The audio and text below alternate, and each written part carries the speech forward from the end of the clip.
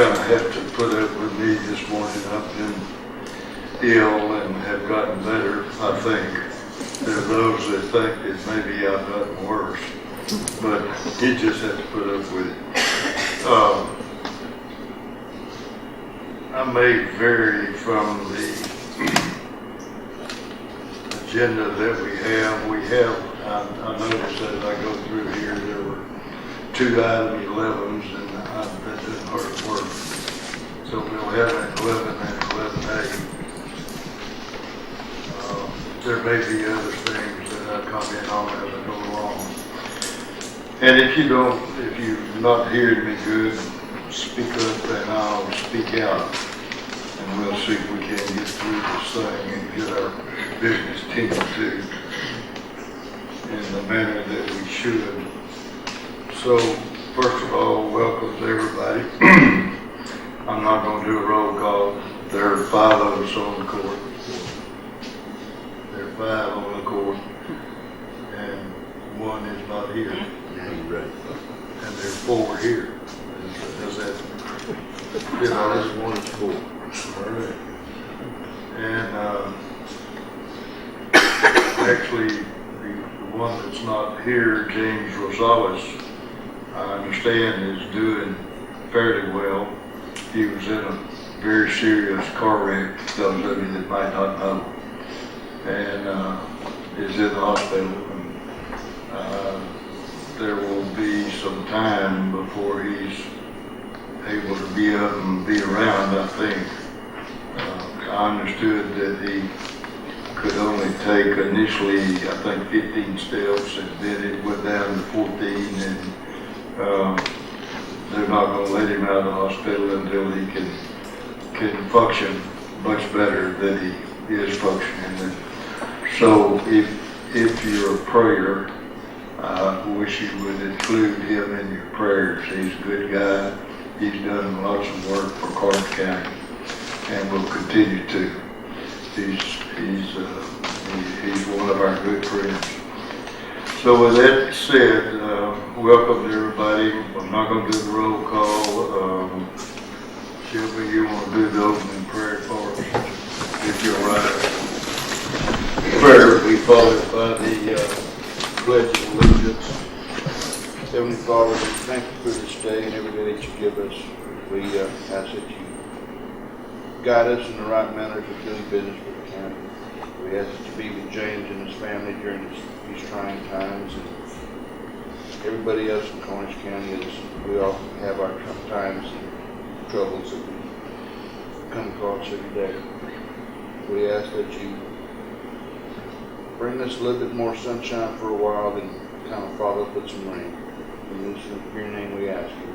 Amen. I pledge allegiance to the flag of the United States of America and to the republic for which it stands, one nation, under God, indivisible, with liberty and justice for all.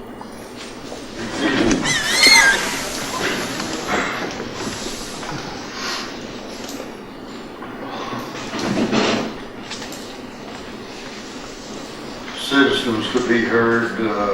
I think we'll go ahead and do that, and then we'll not hear from the citizenry during our meeting. Is anybody?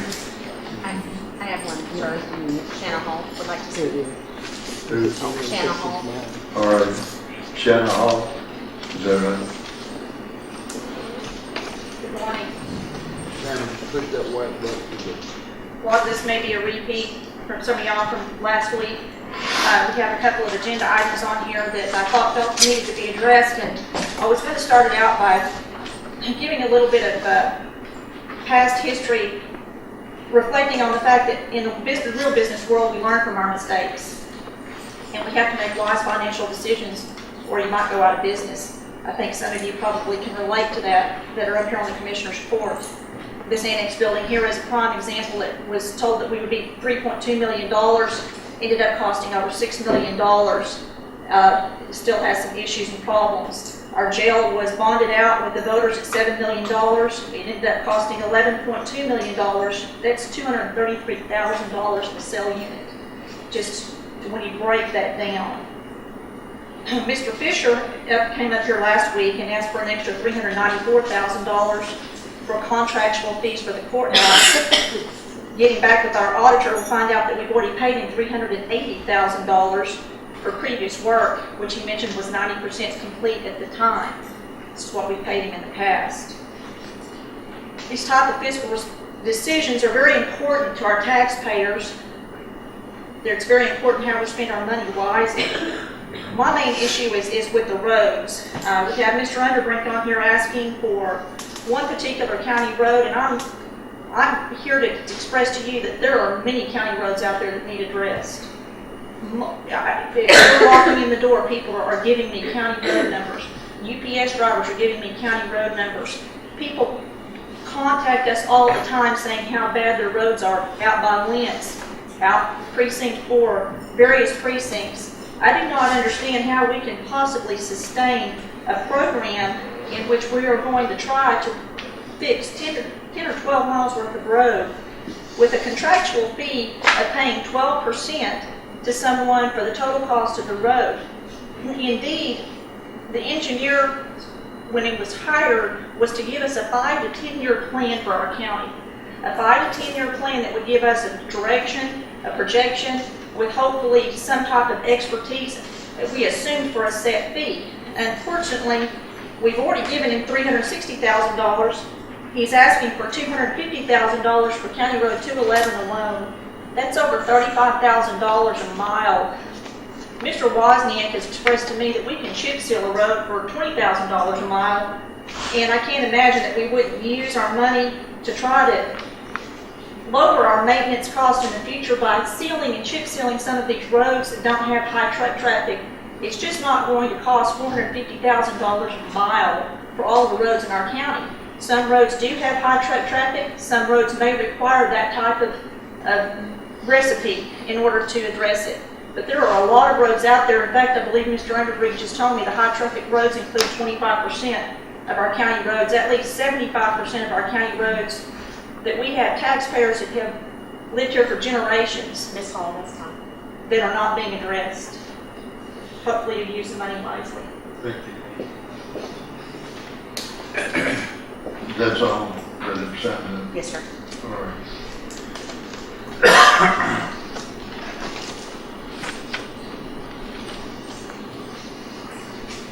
I'm going to omit the reading of the minutes.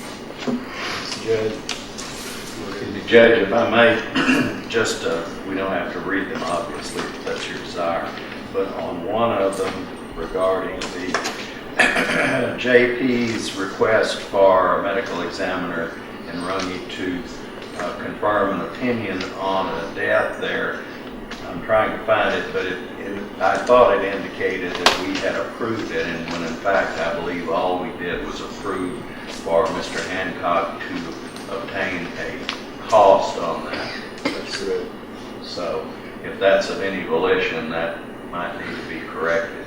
That is number January 13, number 12.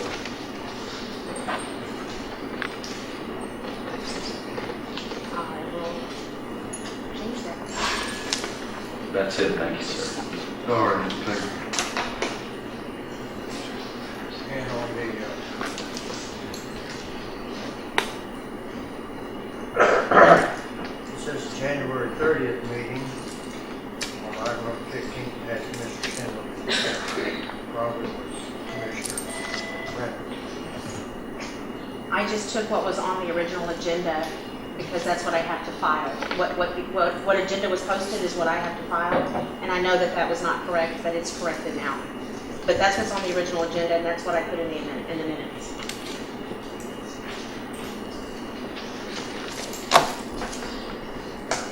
Any other comments?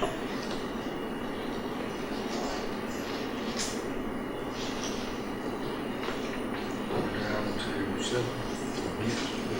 Item 7 on the agenda, employee recognition. San Antonio Airline wishes to recognize Karnes County EMS with a Star of Life Award for the response to an incident that occurred on January 26, 2015, authored by Shelby. You want Yes, I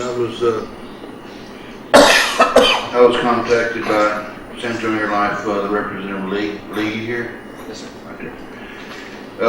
Karnes County EMS, the crews responded to a call here in Karnes City, which was a pretty traumatic event. And Lee, you go ahead and take over from there. I'll tell you what, not much good news comes out of Karnes County. But to me, for this one incident, I was very proud, and actually, I was really excited about this. So, Judge Long, Commissioners, thank you for having San Antonio Air Life out today. Yes, indeed, something very special did happen January the 26th. In fact, it was so special it really took back our crew, and we were quite amazed that this occurred. On that day, there was a very bad incident that happened in the county where multiple aircrafts had to come in to take care of critically sick and injured patients.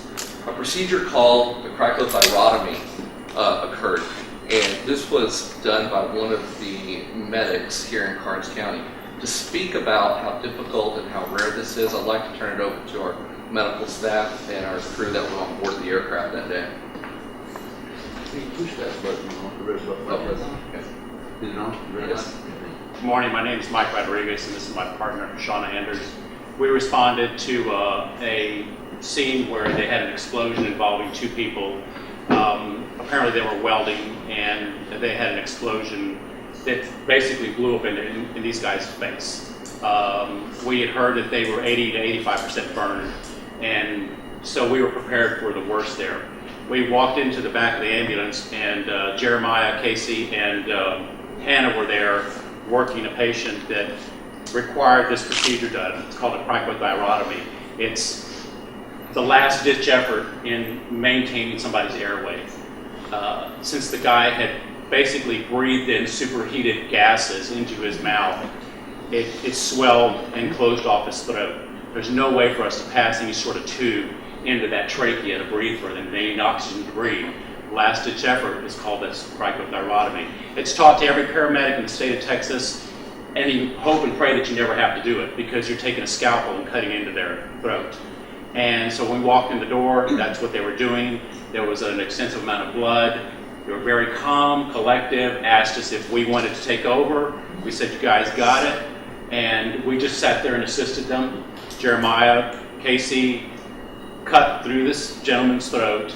A lot of bleeding, was able to find the trachea and put a tube into the trachea and maintain this guy's airway.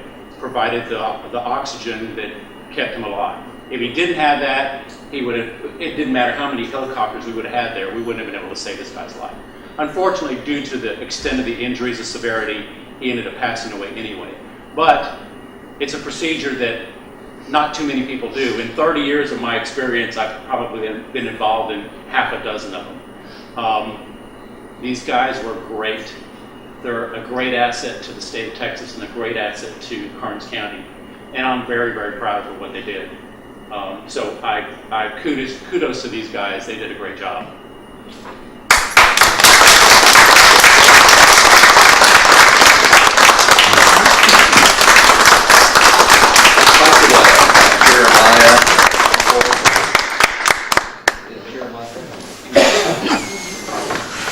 Just to give you an idea of how rare this is, there are cities and counties much larger than this county who do not perform this procedure.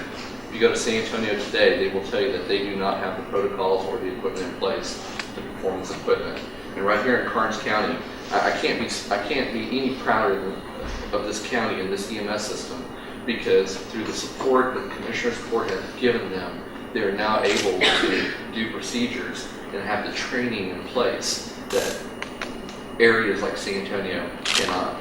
So Jeremiah, again, thank you so much for the skill level that you brought to this patient. You saved his life that day, and he was able to get transferred to San Antonio for further treatment. We also have an award here for Hannah. I'll give that to Casey. And thank you very much.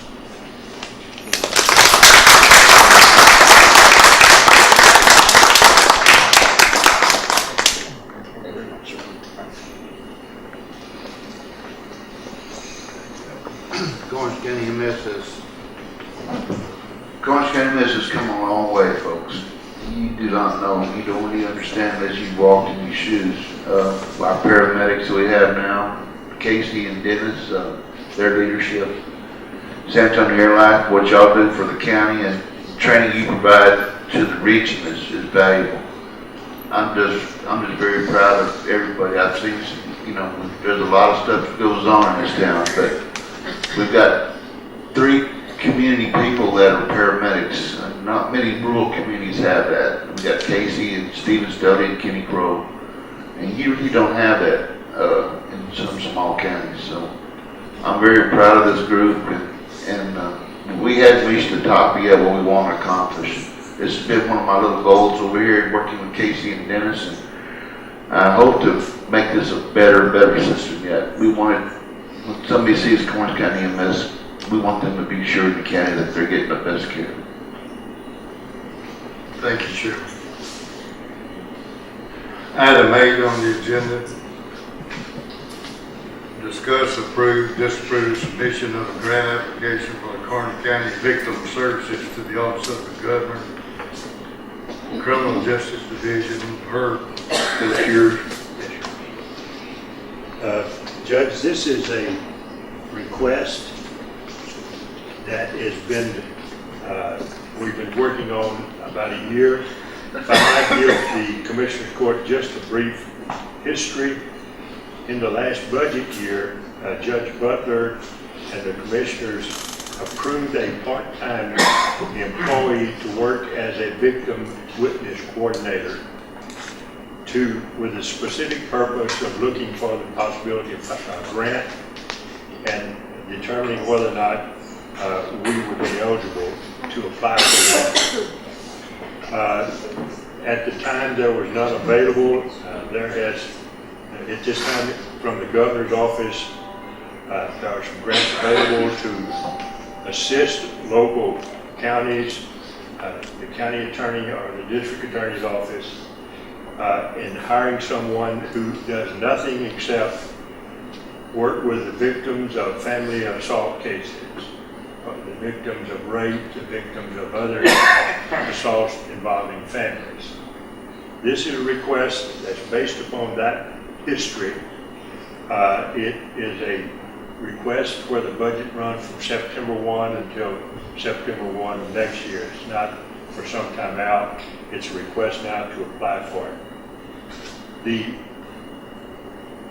dollars for the county matching fund is $20,651.71. The salary is $42,000 for the employee. The county has to supply 35% of the funds for the project. The $20,651 covers all of the costs, including the benefits for the employee. This is a grant application only.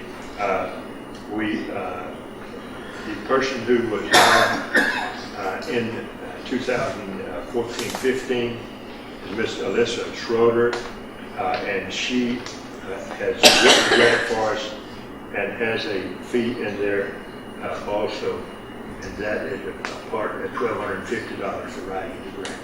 Herb, all we have is a resolution. That's all we need right now. If we need to, if y'all say it's okay for us to apply, then I'll come back and ask for a budget amendment for that one month, in my opinion. This is a request to apply for. And I went through one of that training that Alyssa put on, and it was really, you kind of walked in the steps of a victim, and you drew a number to see which way you would go, and it's very eye-opening to what happens, and his victim assistance is very much needed. The part that really bothers me about the job that I have at this time, there's not much that I can do for a victim of a family assault if they come in and ask for the case to be dismissed, because I don't have the ability nor the expertise to talk to that victim in a way that they understand that there are other alternatives other than living in the condition that you're living in. I have just an example this week, who was severely beaten by a boyfriend who has a history. And the whole family is on my case to dismiss the case because he is now going to seek help. But in my mind, I know what's going to, if some intervention doesn't take place, the lady's going to be hurt severely and possibly lose her life as a result of it. And I can't do anything about it other than talk to her, and I don't have the expertise to do it. Will be in our office. It's a request that's based upon a need. The position probably needs to be shared by the district attorney's office in this county. I've talked to them and reached out to them, and they probably will use the person also, but they have not committed to that yet. But this is permission only at this time. But the permission carries with it the possibility, the $20,000 if we get the grant. Will this person work in another county besides this county? You said possibly. For the district attorney's office in this county, in only, not in another county. There's no jurisdiction in another county. This is a grant for Karnes County only, no other sharing costs. Judge, I move that we go ahead and allow the, Mr. Hancock to apply for the grant and allow you to sign, pass it and for you to sign the resolution and we file. Does that do what you want to do? Yes, sir. Any other comments? I guess I don't have an issue with it. I understand the potential need for it, just as long as we don't build another bureaucracy. And this is the first of 4 or 5 people that we wind up with, so. I appreciate what you're saying very much so. Second it. There's a motion and a second to authorize this. Any other comments? All in favor signify by saying aye. Aye. All opposed, no. All voting for, motion carried. Thank you, Judge. Thank you, Herb.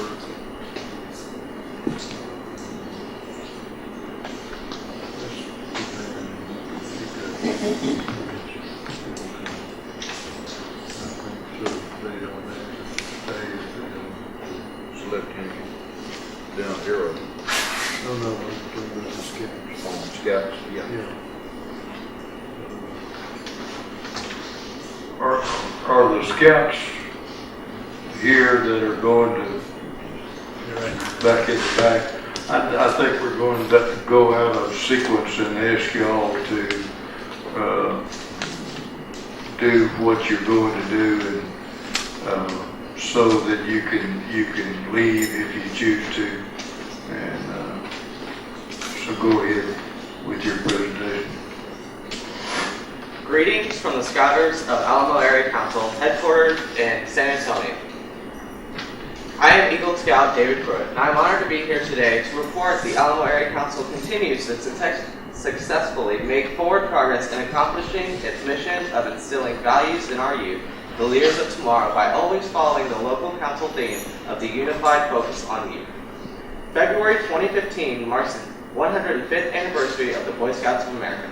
Since the organization launched in 1910, the BSA has served over 150 million youth. In 2015, the Alamo Area Council served nearly 29,000 youth and 7,500 adult volunteers in 736 scouting programs in our 13-county territory. Last year was our 14th year of consecutive growth. Each year, the Boy Scouts of America conducts a report to the nation where a delegation of scouts submits an official brief to the President of the United States, as well as the congressional leaders of the U.S. House of Representatives and the U.S. Senate. A similar report to the state is given to the governor of each state. A delegation of 25 scouts and leaders represented the Alamo Area Council at the Texas Report to State on February 7th. Our scouts presented newly sworn-in Governor Abbott our council's 2014 report. Counted among our 2014 successes include camping, Cub Scouts and Boy Scouts camping programs had another fantastic year, with 7,087 youth receiving a camping experience. Eagle Scouts. 340 Boy Scouts achieved Scouting's highest rank of Eagle Scout, with 10 of those Eagles being from the Longhorn District, contributing over 56,829 service hours, with the value equaling $1,329,814 invested into our local economy and community. The Mays Family Scout Ranch. Alamo Area Council broke ground in 2014 on a new 75-acre facility in the southernmost limits of San Antonio that will serve not only the youth within the southern part of the council boundaries, but will provide outdoor for all youth across the great state of Texas. The Good Scout Award. In 2014, we had the pleasure of honoring businessman and philanthropist, executive chairman of the board of Sirius Computer Solutions, Incorporated, Harvey D. Nation, with the Good Scout Award that is in recognition of the importance that leadership plays in our mission and community. The Hornaday Award.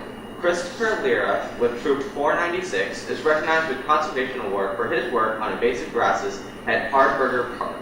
With only 1,100 awarded in VSA history, the Hornaday recognizes outstanding efforts towards natural resource conservation and environmental protection. Popcorn and camp card sales. The San Antonio Spurs' very own Coyote purchased our first bag of popcorn to kick off the sales here.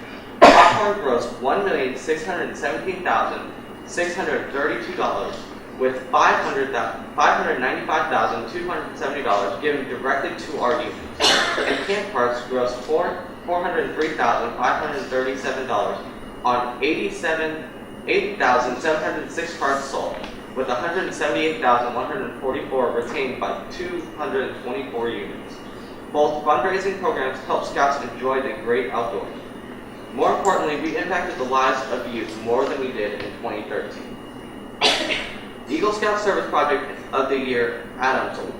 For his work supporting a drug rehabilitation program and church, local Eagle Scout Ricardo Noel Navarro of Troop 110 was recognized as the recipient of the 2014 Alamo Area Council Glenn A. and Melinda W. Adams National Eagle Scout Service Project of the Year Award.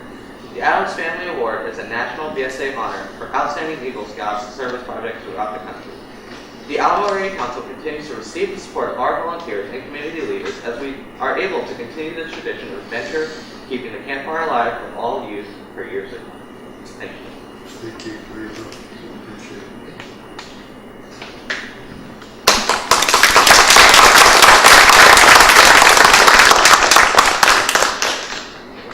Our thanks to all of the scouts. I don't know how many of you are ex-scouts or used to be scouts. I was just thinking back to East Texas when I was growing up and trying to be a scout, and it was hard work.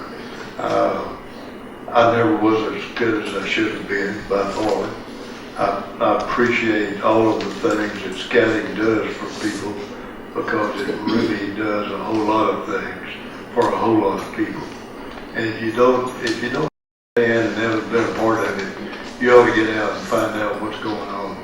It's really important, I think, to all of the youth in the community, and not just this community, but every community. Thank you very much. We appreciate it. On another note, I'd like to commend a young man for being an Eagle Scout. I know it's not an easy chore. My nephew just recently became an Eagle Scout in Houston, and it's hard work. And I'm very proud of you for your achievement. Thank you. I never did make it, so I can't really say how hard it is, but I've seen a lot of hard work go into it, and I appreciate every bit of it. Thank you. All right, we'll move on to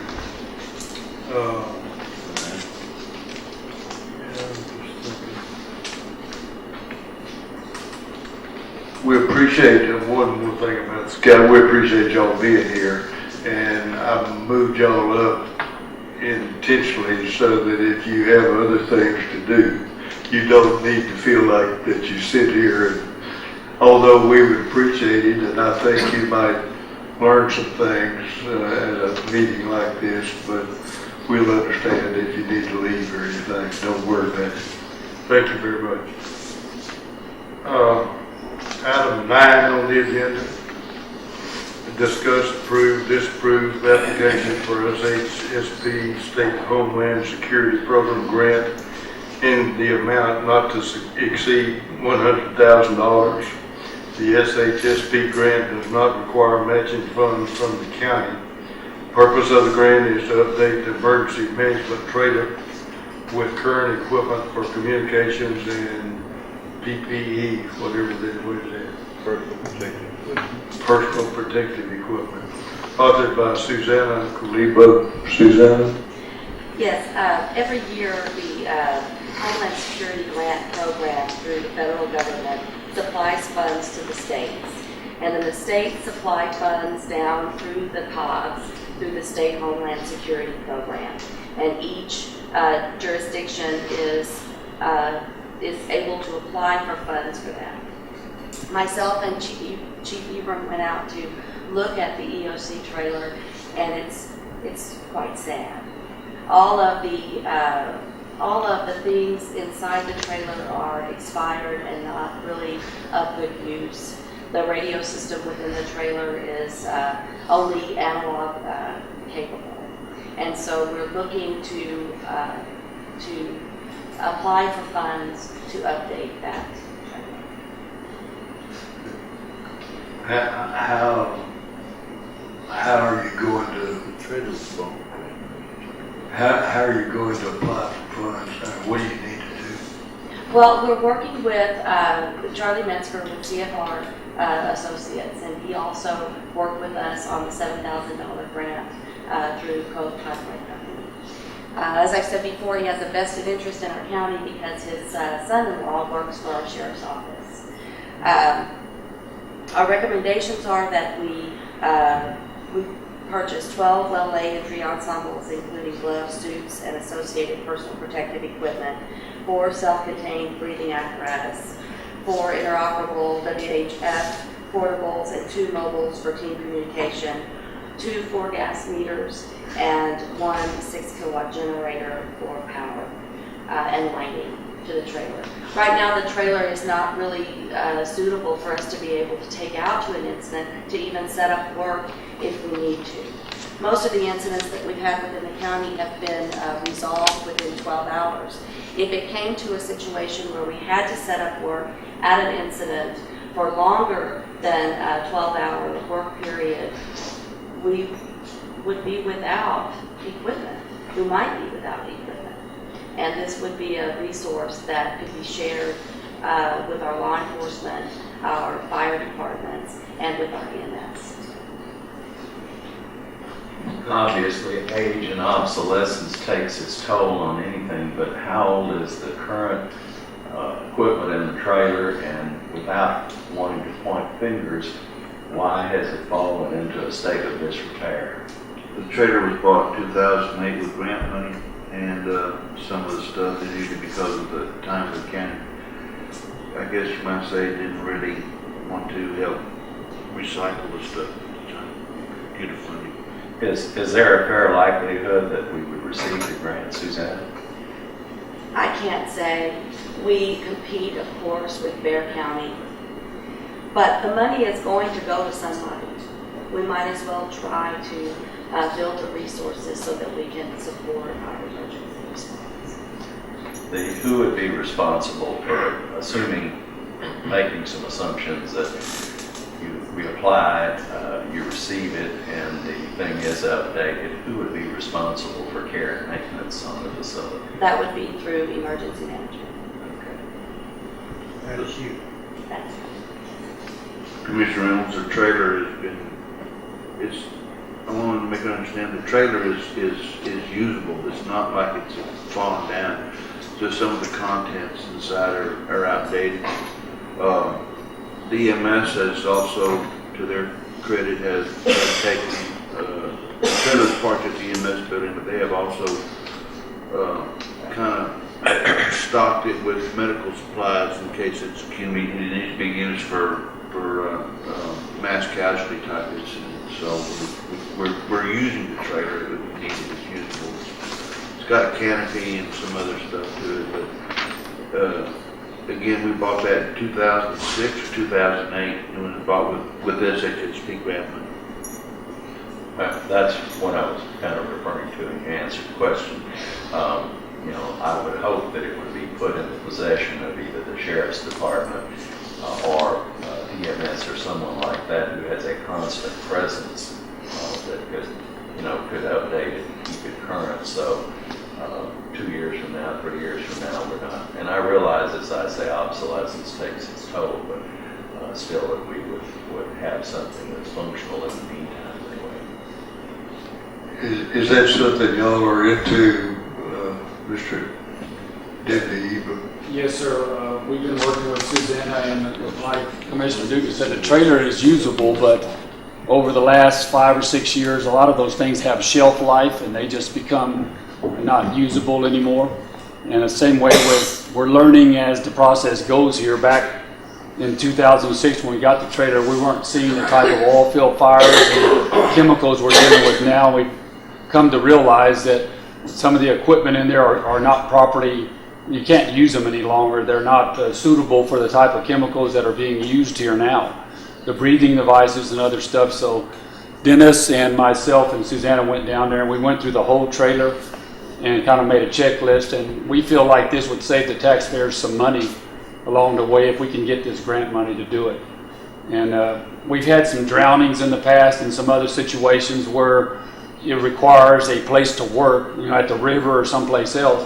We realize that not always can the county depend upon the fire departments to do this, that we need, you know, some type of trailer or place where we can operate and do our job properly. So we would appreciate if y'all would let us apply for this grant, because it's definitely needed. So to do this. Well, I think you have the approval of the court to apply. Any way we can help, you need to let us know. And what we would do is let Susanna coordinate this, but it would be between EMS and us. We have the trailer currently at the EMS yard, and we've looked at the equipment, and we have trucks, and they also have that Tahoe y'all just recently purchased that could move this trailer when needed. And normally when there's a casualty or mass casualty item, they could either move it or we would move it. So I think we would coordinate our efforts between us three and take care of it. Okay, thank you very much. I would move that we go ahead and approve the application that Susanna is asking us to approve for the grant. I second. Second, any discussion? All in favor, signify by saying aye. Aye. All opposed, same sign. All voting no. So that carries, whatever you need from here forward, you gotta tell us, we will know automatically. You understand, we're not clairvoyant. Not even close. Yes. All right. Thank you very much, Suzanne.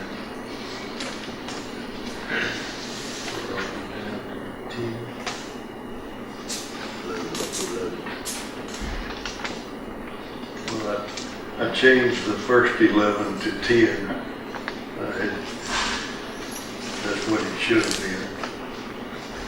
And then we discussed and present options to upgrade internet services to 200 East Calvert Annex Building, authored by Malone.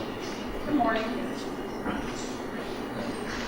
This is just information only. We'll need to kind of chew on it for a little bit and look at different options. But if you look on the first page, you'll notice a email from Michelle with the auditor's office to Tyler Technology, who is our software program. And I've kind of highlighted the issues that we were having. It tells them that we need to be at least at a 3 Mbps for up and down users. Don't ask me what the MPBS, because I'm not that techie on it. But right now, all we have is like a 0.9. So in order for us to be able to use the new program that we have, they are recommending that we could upgrade it to at least a 3 Mbps per user, which would be a 15 total for my office, or our office building, between the auditors 3 and my 2. You can see some emails back and forth from Gina, who graciously gave those to me. And somebody has my notes. Did I get my notes? Hang on, I'll get my notes. Sorry.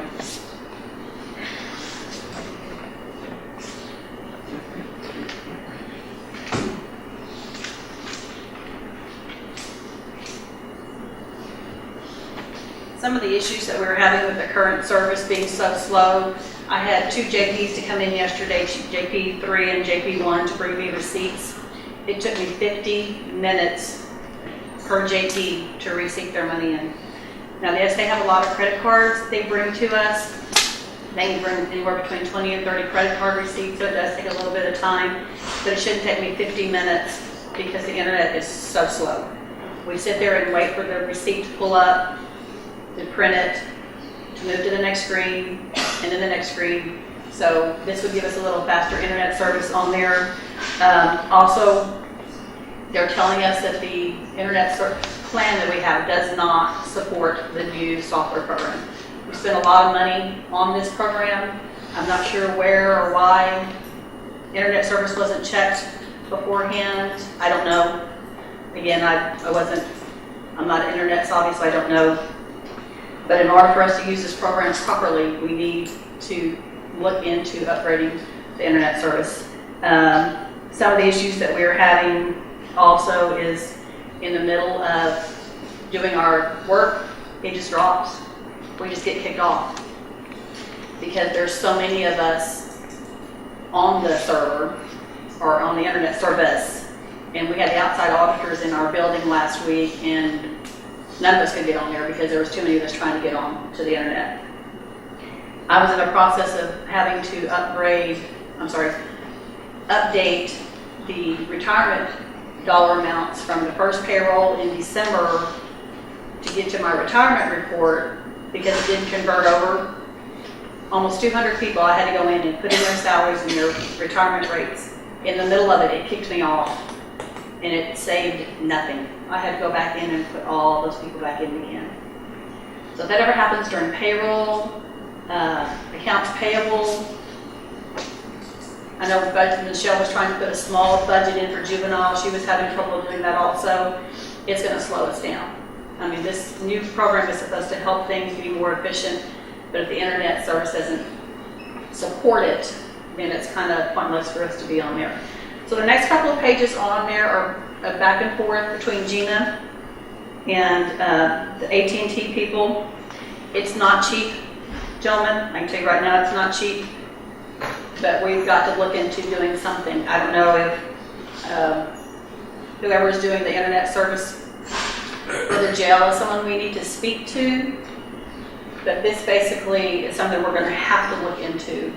And we can't wait for the new budget year because it's going to slow us down way too much between now and October. And if it gets approved to be done in October, it may be 2 or 3 months before AT&T can come in and upgrade. That means next time this year we might be able to upgrade. So it's just something I want the court to consider, not today, but that's some information on there. If I need to get with, I know Zane had some talking to the sheriff, I guess, with the jail on the service that they have over there, some art guys, right? Our company, maybe we can talk to them too, but we're gonna have to do something. Ms. Malone, what is the current service costing? Obviously, it I has some. couldn't tell you, that's a little longer to probably tell you. $85 a month, and it's through Uverse. And with Uverse, currently, we have the highest speed available. And with the one that they're providing is, I think, It would be a T1 T1 dedicated line for data transmission. Wherever you put in a fiber optic line, a fiber optic line, right? I guess, I don't know. The T1, yeah. T1's pretty much outdated, really. Well, what they are quoting on is a dedicated T1 line for data upload. Now, one going up is really slow, the going down is really fast. It's our up speed. We need to be at a 3 and we're at a 0.9 at best. I'm really surprised that Top Technology didn't do a test of the service before they ever did anything. I don't know, Shelby, I really don't I know. mean, And I'm not trying to point fingers, it's a problem, we just need to figure out how to fix it one way or the other, but just kind of something I would like for us, the court, to consider. Luana, I think one of these is your employees. I'm assuming that therefore you also concur that this service is needed. Yes, sir. Yeah, and they were, then Gina and Michelle did all the background work on it. I told them I would present it to them. to Commissioner's Court on. So they're the ones that have done all the legwork and trying to find out the information and do this for us. So, thank you. Judge, is the court still planning on hiring an IT director? Well, Because it needs to be studied county-wide as far as that goes, because the building here is terrible, along with the jail. Every time the power blinks or anything goes on, we're out of service over there. And Because- And the same way, so it really needs a county-wide study of all the buildings, because right now it's just patched together. It's patched together at this building and there. The new jail is getting a fiber optic system coming directly from AT&T to that building. So possibly if we could work with ArtCom that's doing the new jail, maybe they could expand that to include all the buildings. Yeah, 'cause we're Just do one system. right behind AT&T building. We're not Yes. that far. See, they could expand that to do all the buildings covered at one time, if that's something the court would like to explore, but that's what we've been, Commissioner Yower's been working with us on that project there, so it's probably something that needs to be looked at for the whole county. I think what we need to really do is get a IT contractor to come in and do an evaluation of what we need and what we have and see what it's going to take to do. I think AT&T Rather could than probably, hire an IT who is person. that ArtCom? Is it a company It's a contractor, part of the jail, yeah, or that does that. so- technology? Is that what he does? I think that's what Karnes did. They hired an IT firm to come in out of Corpus to do an assessment of their system. And then they monitor there, and if it's on an IT person on site, they do everything off-site. But we never have done a study of the technology in our whole system, because it's evident because we're buying computers that we have to update our computers continually to update with the programs, and now we're having this problem. So we need to do an evaluation of the whole system. I think Pete could probably speak to that. With ArtCom has been studying ours, what we have, and The whole county? I told him to check into it, and I'll get back with him. Get him to come back and accomplish it. Is that the company out of Corpus that we visited with? no, this is out of This is San the one out of Antonio. San Antonio? I think he's, Okay. he's So he's looked at this building and our building also, or just No. the Well, jail? he just briefed it, but I will. Okay, okay, I'll give him a call. okay. All right, thank you. I would also suggest that if the service is ultimately going to come through AT&T, that you saddle on to any free consulting services, realizing that they have a vested interest in selling you something, but utilize their capability also in the process of doing this. And I'm not opposed to what you're talking about using this the contractor that's in the jail, but I would also utilize their free services, because if they're going to get some money out of it, well, they Right. can put something into it. absolutely. Right, thank you. Sir, are we going to still advertise for an IT director? I can't tell you what we're gonna do at this point. Everything we do is done in open session. I understand that, I just wonder if we're still going to hire the commission's court's going to hire a IT director. And I can't tell you that for sure. Any other comments? All right, we'll move on to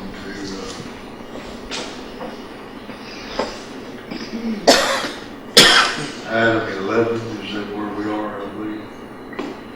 Discuss, approve, disapprove to replace 2 computers for road and bridge office computers. Shut off after inputting data. Estimated cost of the computers installation and programming is approximately $1,600 each for a total cost of $3,000. My East Texas early math training doesn't exactly agree with that, but we'll get to the right place. The budget for this item is set at $6,500, and that's authored by Michael Wozniak. Yes, sir. There you go. Yeah. Now, what we got is when I got here, the computers, you tap them, even look at them wrong, they'll shut off. After you sit there, put in all that data, what happens is it'll shut down. Luckily, sometimes it'll save it, sometimes it doesn't. So what we're doing is I put in the budget last year for the 2 computers. Mine is basically doing the same thing, except the screen will go blank, and then sometimes it'll just phase out. I thought at first it was power surge, but apparently it's not. Anyway, what we did was I got some estimates for Jeff, to redo this, and what it is the cost is about $950 for the computer. 24-inch monitor is about $150, and the labor to install the two computers will be from $300 to $500, being that we have precinct tracker and everything else set up in the systems. And we do need to keep precinct tracker on board. So this is kind of where we're standing right now, and we knew they were bad when we got here. That's why I put them in the budget. Are these items covered in the budget? They moved it to the IT, yes, they are. So you're doing 2 desktops, Two not desktops, yes, yes. There's $10,000 in the IT budget for computers. And I know we bought one for we bought 2 for the tax office. And who else have we got one for? Treasurer's office, that's 3. So, I don't know, we got $6,500, you say $6,500 budgeted, but Yeah. I just want to caution everybody that, there's only 10,000 in that computer account. Well, of course, he's not saying he's spending 65, he's Yeah. saying it'll be.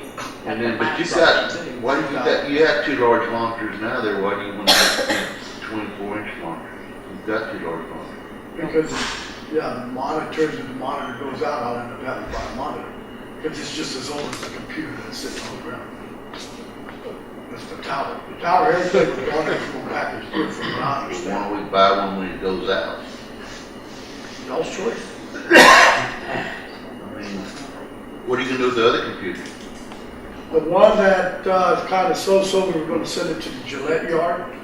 And the one that Alan's got that just shuts off automatically, we're going to give it back to IT and let them do whatever they want to do. I'm not very computer savvy, but has the county ever looked at, on these older systems, having what I've heard termed scrubbed, taken in and for $200 or $300, they renew the thing, clean the hard drive, et cetera, and I may be way off in left field, but I know I had to have it done with the little Sony computer we had at home, and it was amazing how much better it worked after about a $300 expenditure, and that included the malware and all the stuff that I don't understand that they put on it. Do we do that? I think the computers that we have, the problem we're having is that the software that the county uses, the operating system is what changes in the programs that are continually being updated. They're getting away from the different type of Windows programs, so they're having you pretty much, you can scrub them for just, normal use, but if you scrub them, to use them properly, you have to continue to update. They've got you held hostage on computers, in my opinion. I don't understand that much about computers either, but I know that the computer companies make them all so they'll wear out and got to buy a new one. How long are these good for, Mike? I couldn't tell you. Jeff just got me an estimate, and he's been doing all our IT work here, all our computer work. I can just go off of him. He's the one that No evaluates. guarantee that they're good for 1 year or 5 years? Does Jeff know? I'm pretty sure everybody here uses it as far as I'm Are these Dell computers or what brand? He didn't put, I couldn't tell you. I'm sure they're good Bible with them. Yeah, that's good, Bible, yeah. This paper says a nice computer, in parentheses, quad-core Dell with Microsoft Office. Okay, and they're Dell. That's a deal. Well, I would say if the monitors are modern and of the larger size, I haven't been in there to see, that we just buy the desktops themselves and not replace the monitors. Shelby, you say they are the larger monitors? Yeah, those are big wide. Those 22 inch, 23 inch, 24 inch maybe. I couldn't tell. I know they're wide, they're the big wide ones. I move we allow them to replace the computers, but just the computers, not the monitors. Is there a second? I second. Any discussion? Is there a breakdown on that price quotation between the desktops? So would you be saving how much not buying the monitors? 150 each.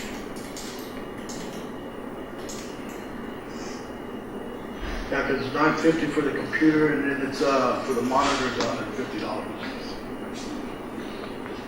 So Wanda, you know as much about that as in here, like, and you're playing like you don't, so I know you know. Well, I know how to work a computer. I don't know all the ins and outs of Well, but you IT. deal with them every day. Well, my suggestion would be replace the desktop itself, but not the monitors, if they already have the large monitors.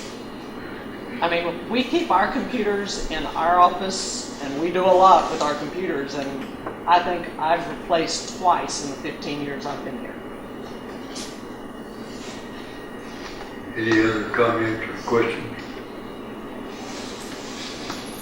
Are we waiting for a vote on this? Need a second? Yes, I'll second. I'm sorry, thank you. Okay, all in favor, signify by saying aye. Aye. All opposed, no. Everybody voted for it, so motion carried. Okay. Anything else from y'all? Yeah, the next item. Item 12, Yes, sir.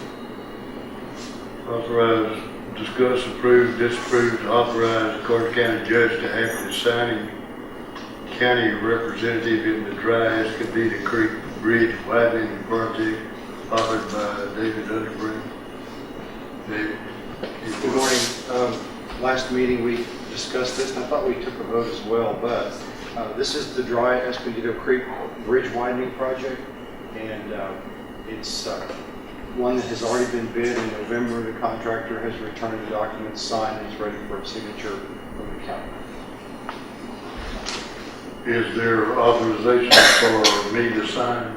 I thought that that's what we did last meeting, but we can confirm it today. We do have minutes, did you look back and see? I have not seen the minutes, no sir.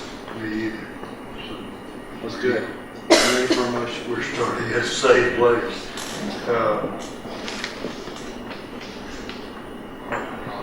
Item number 12. Item number 12. Need a motion to authorize. I guess a motion to authorize me to sign. That's I think that's what 12. And is there a motion to that effect? I make that motion. Okay, is there a second? Second. All in, is there any further discussion about it? If not, I'll ask for a vote. Board, all in favor signify by saying aye. Aye. All opposed, same sign. Motion carried. Okay. We're on item 13. Yes. Item 13 is engineering services contract with Naismith Engineering for County Road 211. County Road 211 is the fourth project on our project list, prioritized project list that we turned into TxDOT with a TIF grant. It was not funded with the TIF grant money, so it's one that can get funded otherwise. My understanding is budget money and regular operation and maintenance to cover this, and Mike has selected this one as the next project on the list. What kind of money are we talking about? We estimated probably about 2,500,000. It's just an estimate off of what we did with the 1747 roads. That doesn't mean we're gonna get the bid at that. If somebody comes in there and wants to bid $1 million for it, then $1 million will go. It's just an estimated cost that we put out there using the numbers from the 1747. Okay, Mike, currently we spent on that road, just on labor, equipment, and materials, we spent $369,843.86. Those are your numbers off of your report. That road is 6.6 miles long. It's right at 7 miles. Yeah, well, 6.6 according to county records. And you now have, I drove that road yesterday, and what's gonna happen, and it's happening now, that road's going back to what it was. That's right. And I'm getting the question, it's either, and that's the road you incorporated cement into, correct? No, You didn't do that in cement? no, all we did was lay material.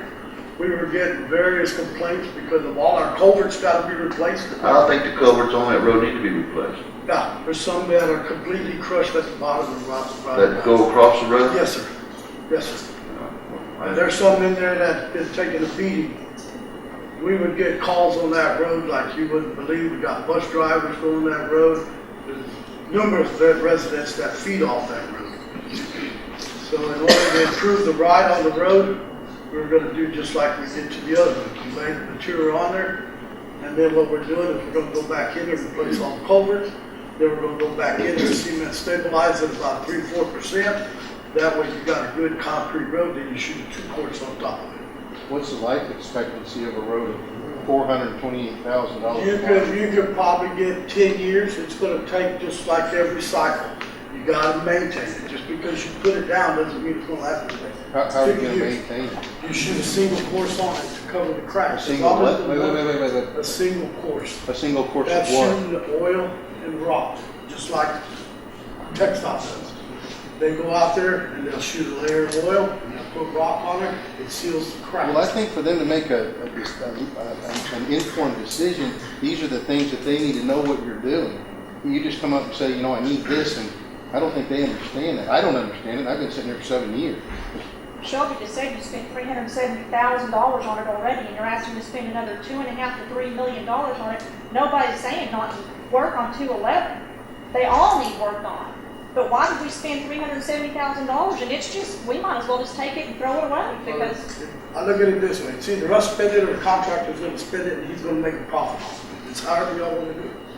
I looked at it this way. That saves us money because we're doing it with the county expenses, county workforce. If the contractor does it, he's going to come out there and do the same thing we did, put the material down, go back in there, see and stabilize it, but he's got a profit margin that's going to be tagged onto it because we're all in it for a profit. That's why we did it the way we did it. Is it etched in stone that this has to be done? I mean, there are innumerable roads in the county that are as heavily traveled, I'm sure, and in terrible shape, and we're spending a huge amount of money on 6.6 miles to pave it, basically.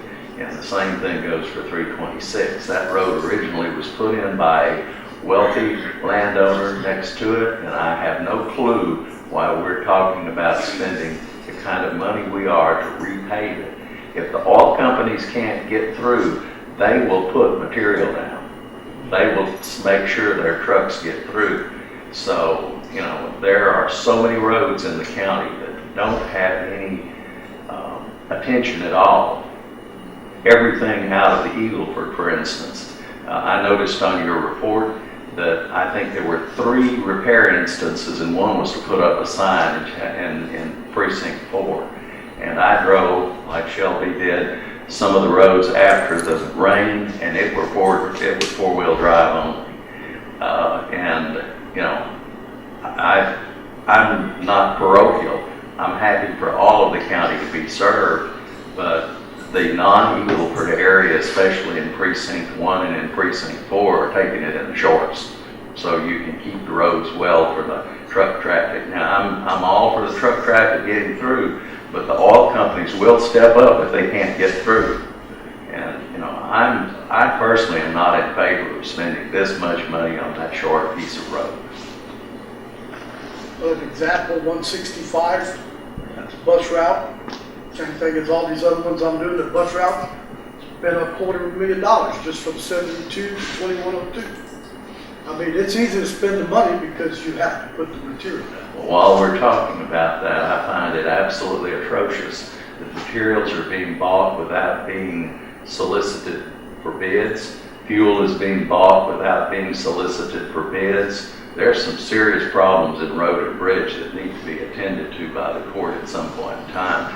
I never thought about this until I happened to see an ad in the Victoria paper this Sunday requesting or soliciting bids for all of their annual road materials, everything from hot mix to sand. And from what I can tell, there's no bidding process on the materials here. It's just negotiations. That ain't the way it's supposed to be.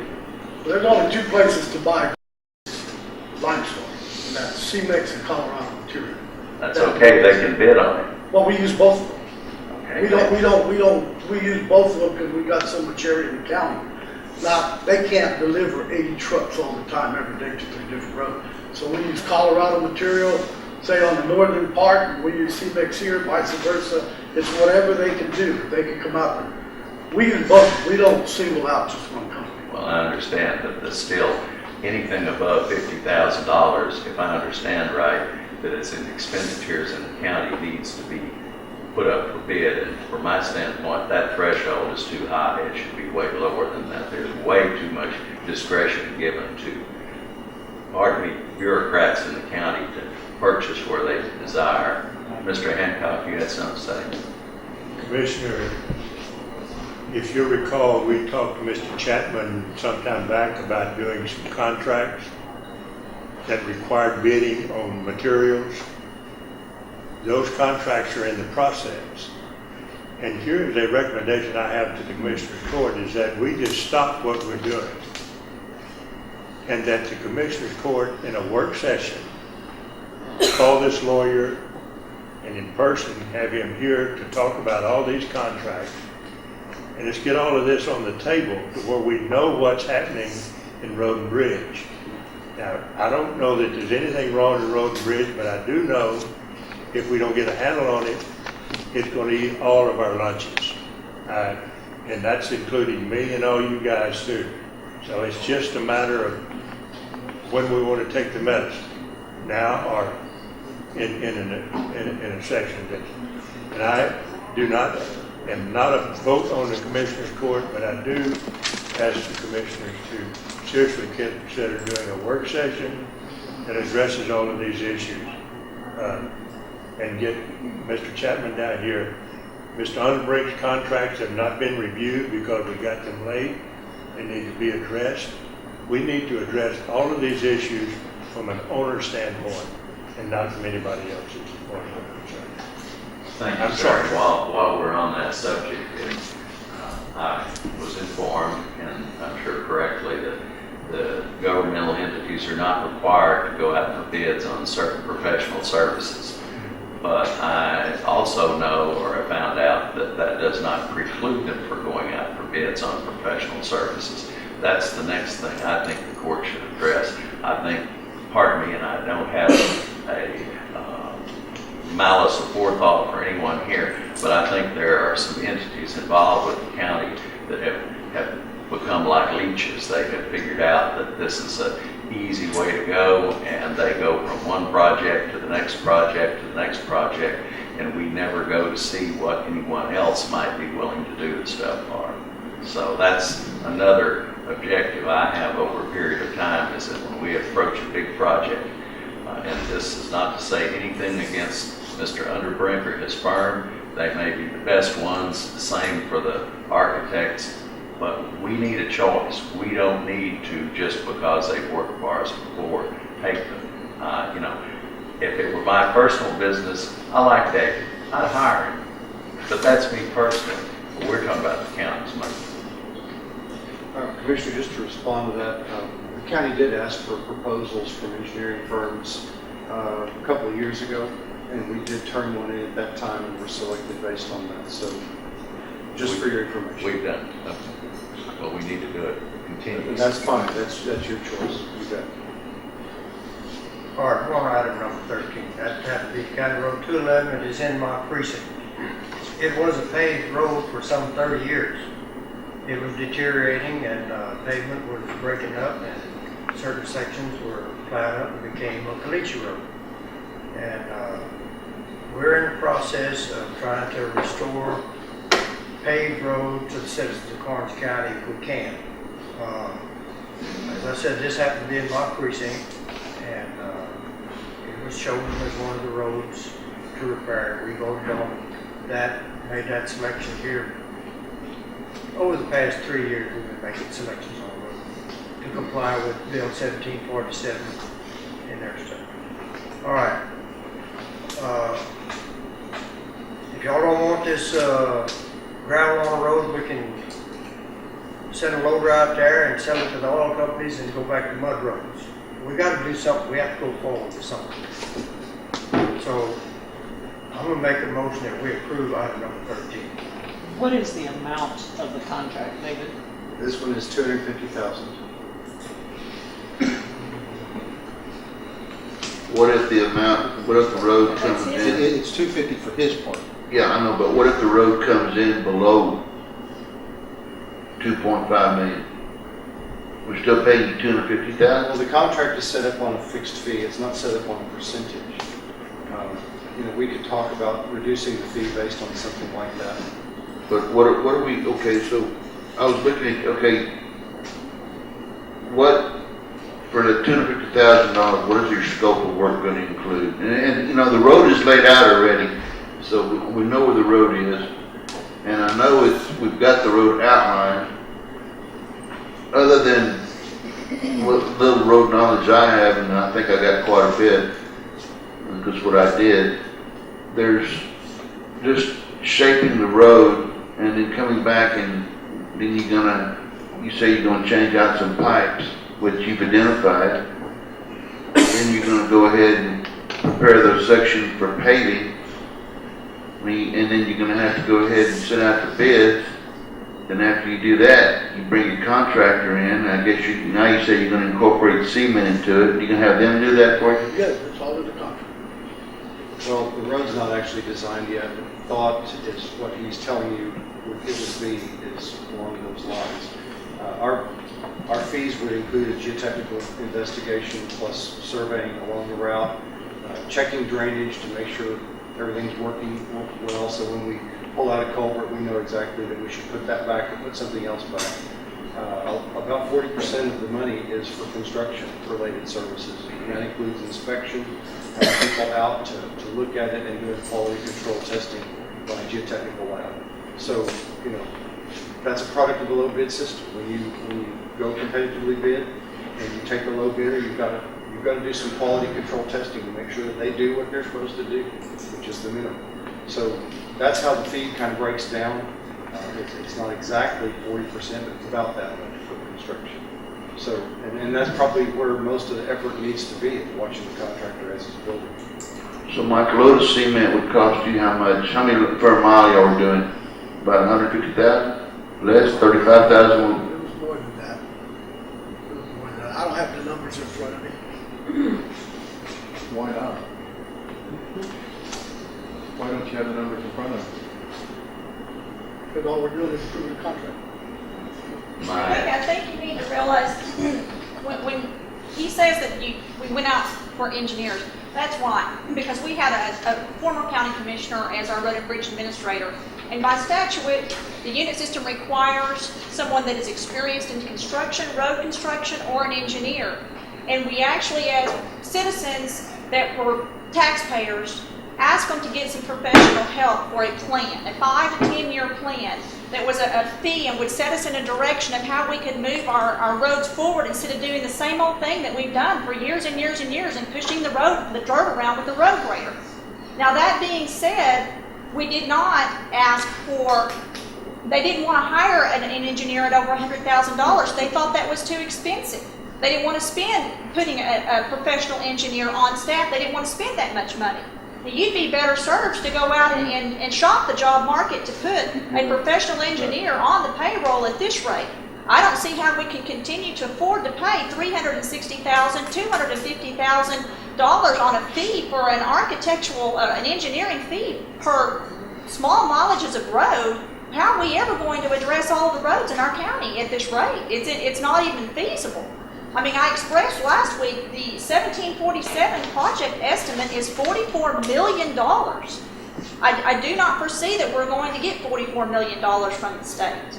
We've got to find out a different plan that's going to work, and I would suggest that you go over there to B County and some of these other counties that have become 95 and 98% seal-coated and topped, where we're not just pushing a road grader around. They've managed to accomplish it. They've done it in some formula or fashion, and I'd be hard-pressed to think that they spent $450,000 a mile getting it done in their county. And they're not the only county. Refugio County's done it, Goliad's County done it, Lee County's done it. They've all put their money into putting a chip seal surface on the top where the material is not washing away.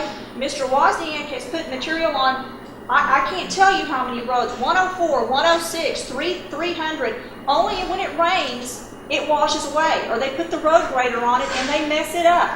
We're just spending money on material not to have any permanent solution at the end for a lifetime of a road where we've been on Goliad County roads, and I can't find anybody to tell me within 50 or 60 years when those roads were paved, and they're still there. It's not a 10-year lifetime. They actually are still there, and they did go through some oil and gas play over there. So I suggest that you hopefully do some research on how to use the money wisely, but we can't afford, I don't think, this process, maybe on a few roads that have high truck traffic, but not certainly a recipe for the whole county. 211, Shauna, has a lot of truck traffic on it, and there's a that's- lot of residents that live on there, and that road was, I think Cotton Bean paved that road, and that road was, at the time, was just, well, it's been paved a while, but it's been, you know, it's caught more play now than it ever has in the past. To date, Why are we trying to stay up with it? Is that oil field traffic? Right, that's the Why are we trying to stay up with it?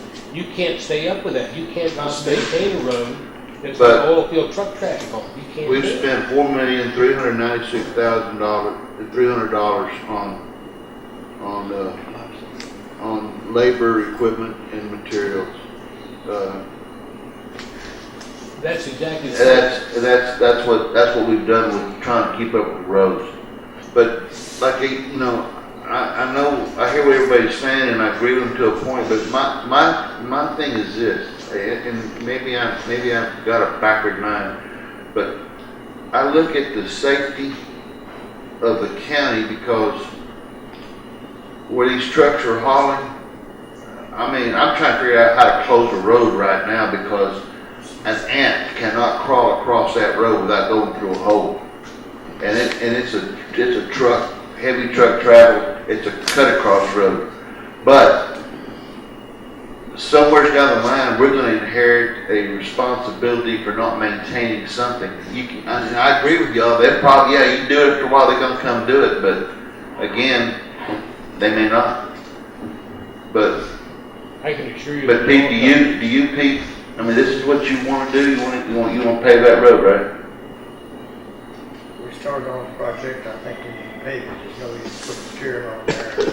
And I know that 6.6 miles, once you get through with that road for a while. I go back to what Mr. Hancock said. I think that we need to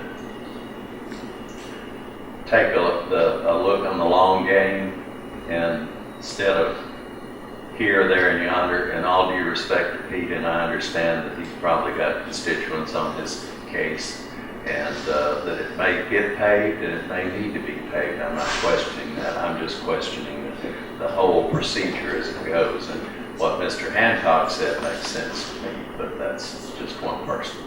No, I agree with you, David, but my question is, we put so much money in this thing already, I don't want it to wash away. And that's what we've been doing. We've been waiting, and it's been washed away. I mean, I drove that road yesterday, there's water running down the middle of the road. There's potholes everywhere starting to come. We're gonna lose that road, and we've already spent, what'd I say on that road a while ago? $400,000, $300,000? Yeah. So we're gonna end up losing that road. Well, see, that's what we're doing right now. We're working 3 seal coats on this one.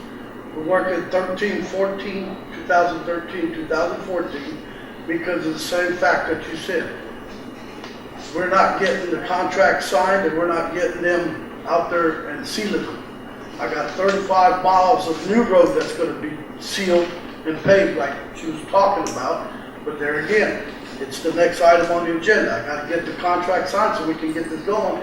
Because if we have to wait for TxDOT, for the fact is when TxDOT bids out theirs, they're jumping on TxDOT. The county could just sit back and wait, and then we're going to end up in the same boat we are now. It's too cold to seal. You have a certain time that you got to get it done. That's why we have to get all this. What our program is we've got Backtoppers is the one that got the bid already. They can't come in here and seal those 25 miles. For the fact is, it's too cold. Once it warms up, hopefully they'll grab us first before they go to TxDOT. Same instance with this next one, the 2014, 2050. It's 35 miles of new road that's going to be put down in this county, so we stop watching this limestone or caliche or whatever we got on the road blow away. But there again, we got to get the contract signed because I planned on shooting this thing at least by May. April or May, I wanted to get these roads shot before they take off to textile. I have a question later on, but we need to act on this agenda item. We're talking all around it right now, in my opinion. Mr. Hancock, I believe you took one of these contracts to review the last time, did you not? Has that been done, or is that in Mr. Chapman's hands? Mr. Chapman got it a little late, and we have not got it completed. He has some office personnel that have been out because of death in the family. He should have it ready by Monday or Tuesday. And that's Mr. Underbrink's contracts. The ones that we're talking about as far as material is concerned are in the final stages also, but they have not been presented to the Commissioner's Court for the Commissioner's Court to look at. I think it would be a breach of fiduciary responsibility to do anything before the lawyers had a chance to say grace over the contracts. And Commissioner, in addition, I agree with you about all of it, including the lawyers. We need to talk about lawyers and how they're appointed. We need to address all of that as we go along, and that's the reason I had a reservation and just, I'm not for or against any of this. I'm just asking that we slow down and look at where we are and what we're doing in order that we can make some decisions based upon these contracts and agreements that are in writing is the only concern I have. And we can do it in the next 2 weeks, probably. I think that, I agree with David and Mr. Reynolds that, we need to get everybody on board. We get them ahead, we need to be more proactive and get them ahead of the game so we don't get getting caught up in the waiting game. But Mike, you've got probably 3 or 4 projects you're working. One I know is 344. And then I really think that what we need to do is I wouldn't start any more projects at all. And we need to get out into the public and take care of these other roads that people that need. I mean, I for one, will you go please the Halls Road, take care of that road? Because they've been there for, I've been there 2 years. It's about our road. But I'm saying, but you're a prime example. I'll pay to do my own road. Yeah, but you're prime. I want a plan for the whole county. I know. I don't want to be just like you want it for the EMS. You want to be proud of the EMS. I want to be proud of the Karnes County road system. Miss Moy walked in today and she said, oh my gosh, we were out at Links the other day and the roads, my husband said, I don't even see how these people get up and down the road. You know I bet what? I have to say that it is really an eye-opener when you get out and you go on, Shelby, I'm glad that you go ride those roads, because when you think you've got a bad road, you get out and you see the roads in Africa are better than the roads here. Horrible. I would hate to have to drive every day to my house. I got it right now, I got 5 grades running and 3 contracts. That's a lot of the problem, though. You don't have a They're plan. You got the It's damn one blade of you thing too. going. That's a And Jeffrey Pediatric thing. There's a lot of It doesn't work. Oh, we're putting material down. And if it's not that, it's 500,000 a mile. There's a happy median there to get all the roads done.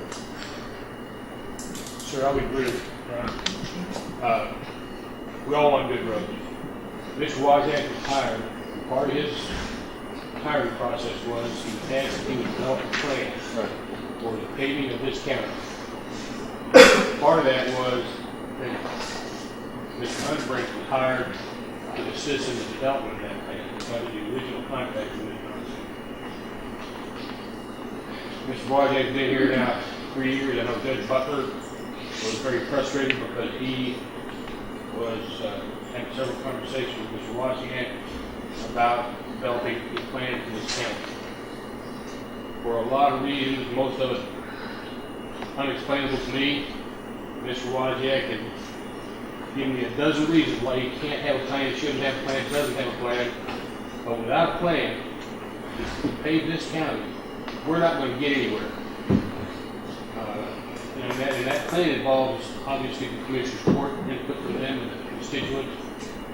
And we just have nothing been developed. And so here we are, and I don't think we've paved 10 miles of road in 3 years. It's just a deplorable mess, but we spent millions and millions of dollars on equipment and materials.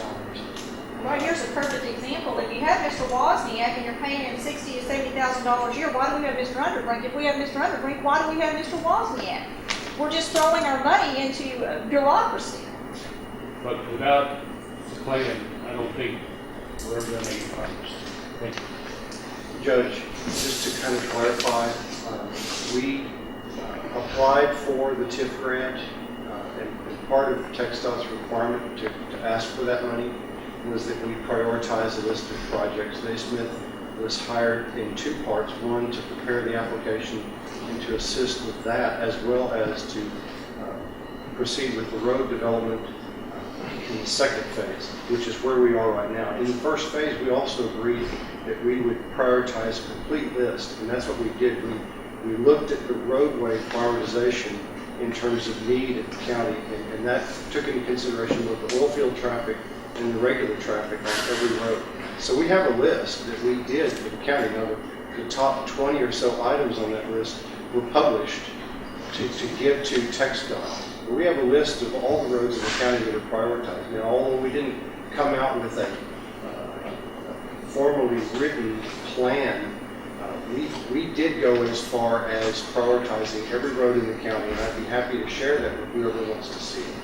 But it was done, it just hasn't been concentrated on as far as what do we need to do for all the other roads, because there's so many roads in that first 20 that need help that we just haven't gotten that far.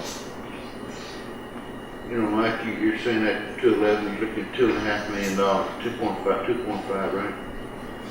Well, according to the budget, and maybe I'm looking at this wrong, says contracted road repairs, we only got 2.2 million, almost 2.3 million budgeted. It's set up, I have to get the budget, I don't have what you need.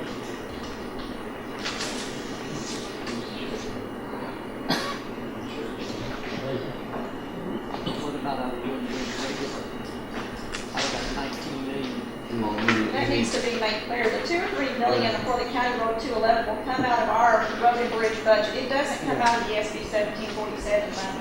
That $7.7 million is allotted on the first 3 roads and the first 3 roads only on his project. He's got that 19,985 for road materials, freight, contractors, and equipment.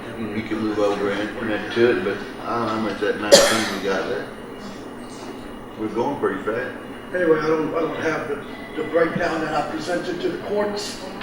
It showed what the money comes out of the TERS money. I think Lamont remembers that I had 2 or 3 areas to break from, but yeah, I had to break it all down where the money was coming from and everything. I brought the budget, but for some reason I don't have that in here. County Road 211 is 6.9 miles. The county may have it as 6.6, but on the way into Falls City, it gets to about 6.9 miles. If you use 400,000 a mile, it's 2.8 million. I'm telling you all the budget between 2.5 and 3 million for the project. I think that's fair. I've already taken bids on some projects that are coming out about that price per mile. DeWitt County has done several projects, I think 3 or 4 at this point. They're all running for them about $350,000 a mile. They're using an alternative form of contracting. They're bidding labor and equipment, and they're buying the materials.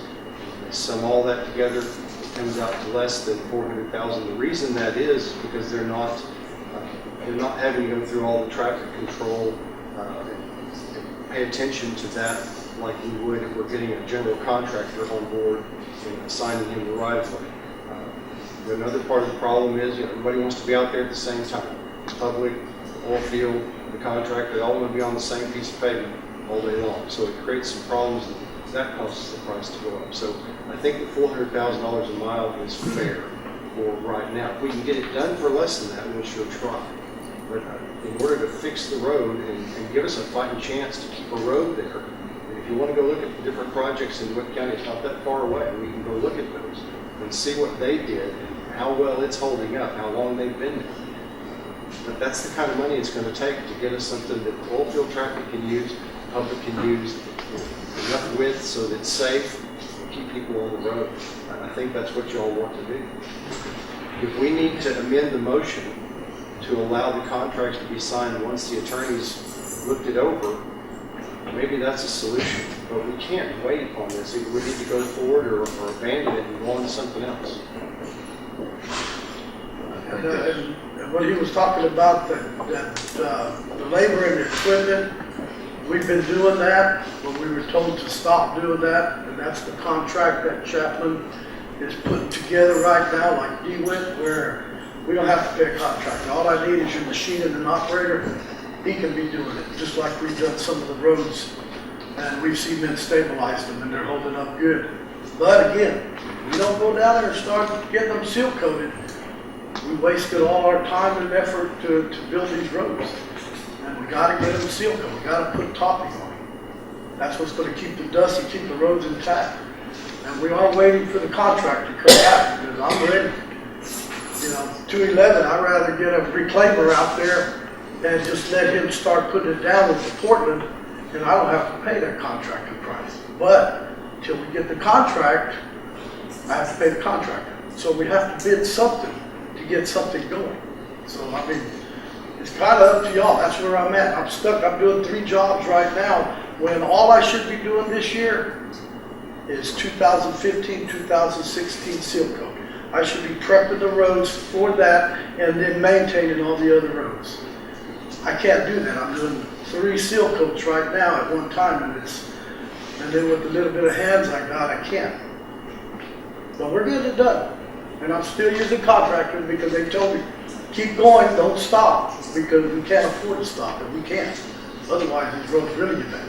Plus, we've had more rain than we've had forever, is every weekend, and nothing's going to stop. And a lot of these trucks are going up there.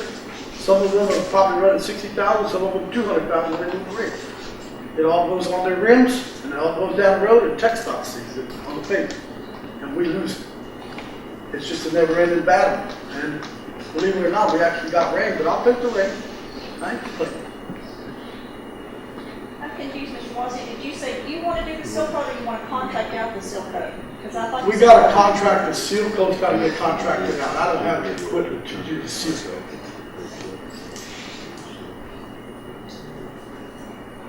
Judge, I think we have a motion before the court. I don't think we've had a second on it. I don't know whether it's Pete moved that we approve the items in item 13. I move that we approve item 13 as presented. And there was no second. There's no second necessary. I'll withdraw that. No, just hang on. I'll second, so that we'll take a vote. Is there any other discussion with that? Would y'all consider amending the motion to, as Mr. Winterbrink said about coming back, wait for Mr. Chapman to come back with the contract to review? Or When are we going to move forward? How far are we out, Mr. Hancock? Tuesday or Wednesday. I don't think that's going to break anybody's back. Well, it's not if that's what we adhere to, but we may and we may not. We haven't traditionally stayed with the schedule very well. We need to make a start. Well, I'm ready to start. You're saying that we wait until next week? Table it or amend Pete's motion, what I believe Shelby said, to address it once Mr. Hancock and Mr. Chapman return with their. Judge, the contracts, we can do them to conform to the recommendations that are coming back to the Commissioner's Court. We just need to look at the contract, get them correct, and get them to you for signature. All we need is the Commissioner's Court to vote that you will sign the contract, and we get it to you in its final form by Tuesday or Wednesday. all of these contracts we're talking about are gonna have to be done that way because Mr. Chapman's personnel are out of the office and they can't complete the contract anyway until they get back, and they got back. Well, part of them got back today, but the other. What do we need to do right this minute? If you want to pass this agenda item and want to pass it subject to the lawyer finishing the contract, that's all you need to do. We'll finish the contract, get it to you on your desk or your signature by later than Wednesday. Is there a motion to do that? I'll make a motion to do that and authorize the judge to sign it. Second. Okay, is there any further discussion? All in favor of the motion, signify by saying aye. Aye. All opposed, same sign. Carries. Motion carried. 3-1. Was that a no vote? That's a no vote, yes, sir.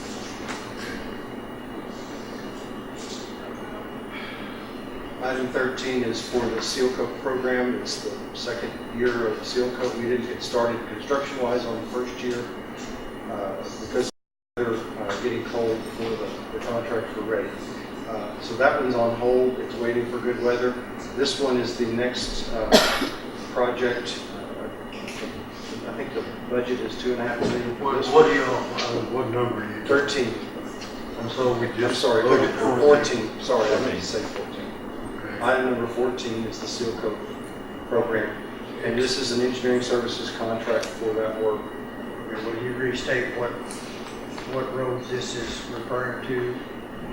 There's a long list. It's the 30 previously paved roads in Hobson, in Pan Maria. It's not, No, that's the 25-mile road from 1314. There's 25 miles in there. This is 35 miles of newly paved road. This gets the primer, it gets the 2-course on it. It's 35 miles of freshly paved road that's going to be put down. Last year's project that's waiting is a single course application. This year's project will be a double course application. And it's generally for roads that have no seal coat on them, I think. So Mike's going to prep Do y'all not them. have a list of those? We do have a list. We have a list. I just got it. Yeah, I got it at the office. You know, you ought to be fired for unorganized. I mean, that's ridiculous. You didn't even show up at the last meeting. This is pathetic. That's the doctor, boss. Why To do what? we need engineering services to reshoot the road? Yeah, that's a good question. Because there's new roads on it. Plus, when you shoot 3500s. Well, we don't have a list, so we don't know what's on There's it. a list right there. Show me that. The proposed roads for the 2014-15 seal coat program. Yes, sir. Yes, sir. County Road 148, 2.3 miles. County Road 189, 1.5. County Road 390, 0.7. County Road 229, 1.2. And also 0.5. County Road 237, 2.5. County Road 352, 1.6, County Road 165, 3.1, County Road 326, 5.3, 122A, 1 mile, 392, 1 mile, 320, 1 mile, 233, 3.7, 256, 1.8, 352, 1.7, 266, 0.7, and 344, 3.8, 33.4 miles. That works out to about 58,000 a mile. Is that pretty much in line with that type work? Because what you're doing is you're shooting twice. Plus you're putting a primer down. It's $35,000 a mile for seal coat. Sir? $35,000 a mile. Okay, well, the estimate on what we have here would run it to about 58,000, unless my phone didn't give me the right figures. Well, that's just an estimate. That's a But then a double course would double the 35,000, and then so that's about right for double course. How do we go about hiring our seal coat contractors? Do we advertise bids? Yes. And then y'all come to us with bids? Is that the process? The process is what we did in October, and it would be a low bid situation where you'd select the best price. And we would prepare the specification booklets and the maps and all the drawings that need to be done for that.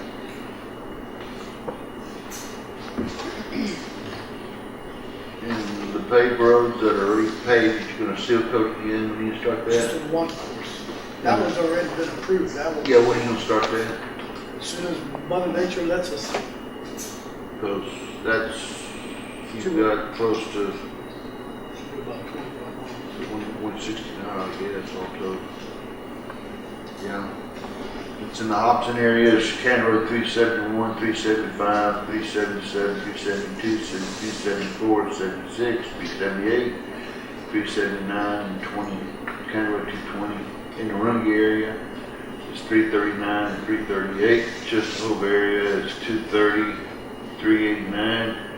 Santa Maria, the County Road 242, 380, 382. Gillette area, 283, 281, 278. And then you have county roads listed as County Road 111, 127, 330, 156, 159, 160, 171, 187, 206, 207. And we have County Road 211 in there as well.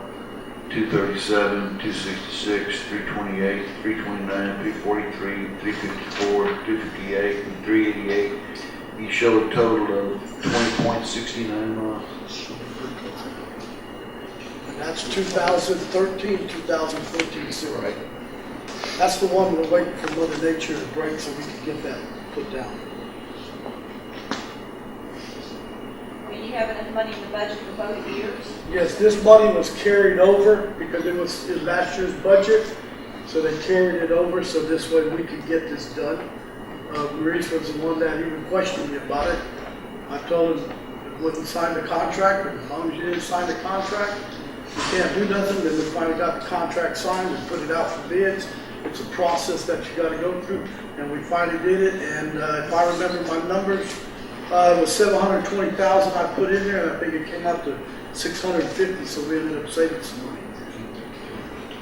And that's why you go through the bidding process, because you might come out lower, and you might come out higher.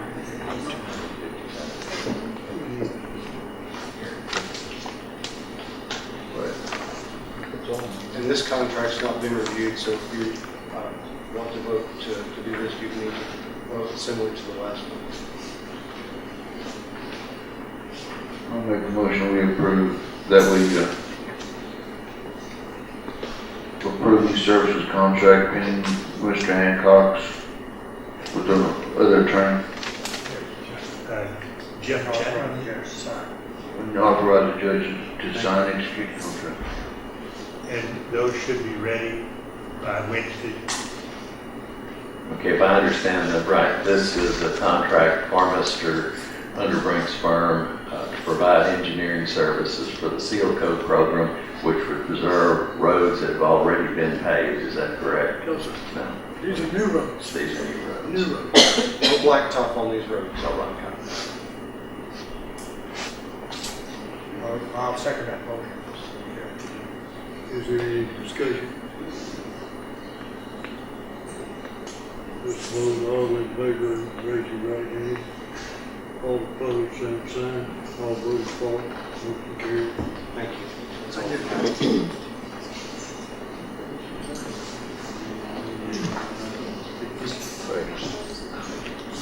We're on item 15 of the agenda, discuss, approve, disapprove, award of contract, Karnes County Courthouse Roof Restoration Project phase.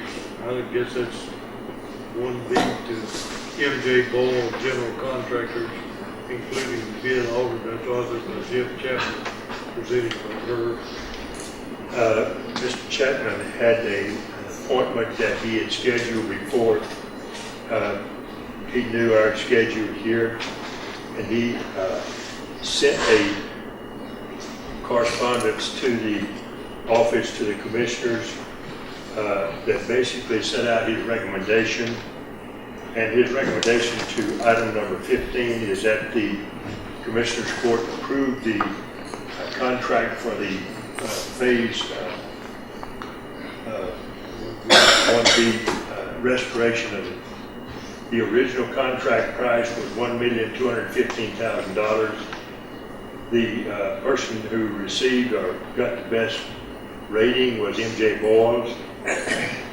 The architect and Mr. Yauer met with MJ Boyle after the ranking and discussed some modifications in the contract, and those contract modifications were agreed upon. And the final phase 1B contract with Boyle is $1,180,256. Mr. Chapman is recommending that the contract be signed and that we go forward. Please record. There is in your packet a memo from Mr. Chapman setting this out, basically what I said. I'm not sure that I give one, I think I did, but things happen there. But if you don't have one of these, I would like to ask Laura and David to tell us exactly what is included in our negotiations that we did with them. Okay.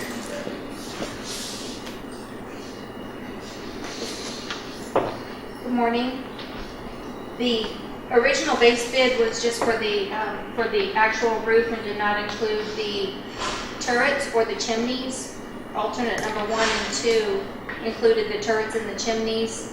The original base bid for the best value bid proposal from MJ Boyle was $748,000. The turrets, the 4 turrets around your building, reconstructing those to be historically accurate was $417,000, and then the 4 chimneys was an additional $50,000. That came up to a original proposal of $1,215,000. As Mr. Hancock stated, Commissioner Yauer and I sat down with MJ Boyle once they were determined as the best value for the county to discuss any potential savings off of that, his best price that he submitted with his proposal. And the items that we came up with were to, number 1, go back to to his subcontractors, because now that they know that they were going to be able to do the alternates at the same time as the roof, see if there's any potential cost savings there. They were able to come back with $11,500 in that by doing those at the same time as the alternate now. And then the other idea that we had was when the documents were done by Mr. Loon, the county had not yet proceeded with phase 2. So the center part of the roof that eventually is going to be removed to put the tower on had a new copper roof on it. And now that you're proceeding with phase 2, the engineers agreed that that does not need to happen now. You can go ahead and put a temporary single ply roof on there that will last you the number of years, 4, 5, 6 years, until you're able to do your tower. So there was a savings on that of $23,000. And again, this is the central part that's going to be removed anyway when you put your tower up. So with that, we had a savings of the $11,500 and the $23,244 for the proposed amount that is before you today of $1,180,256.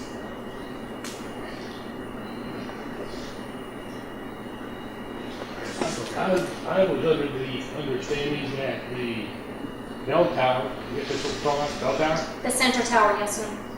I thought that was part of the complete construction project. Phase 2. That's in phase 2. It's not part of the phase 1B roof project. That was always excluded from the cost of that was going to the budgeted amount. My idea is we do the foundation, do the roof, and that's the main parts. We have an exclusion from our insurance company for water leaks right now. We have that. It should be taken off. Get that done. The tower is not necessary for that. And it's quite an expensive part. When was the clock tower put in the project? It was originally, clock tower was not put in the original plan. I can't answer that I for you. believe the clock tower was in the original plan, but it was taken off because it was weak. When they did the remodel in the 1920s, they probably took it off because it was weak. The structure was not strong enough to support it. And that's all speculation, but there was a clock tower, but it came off at that time.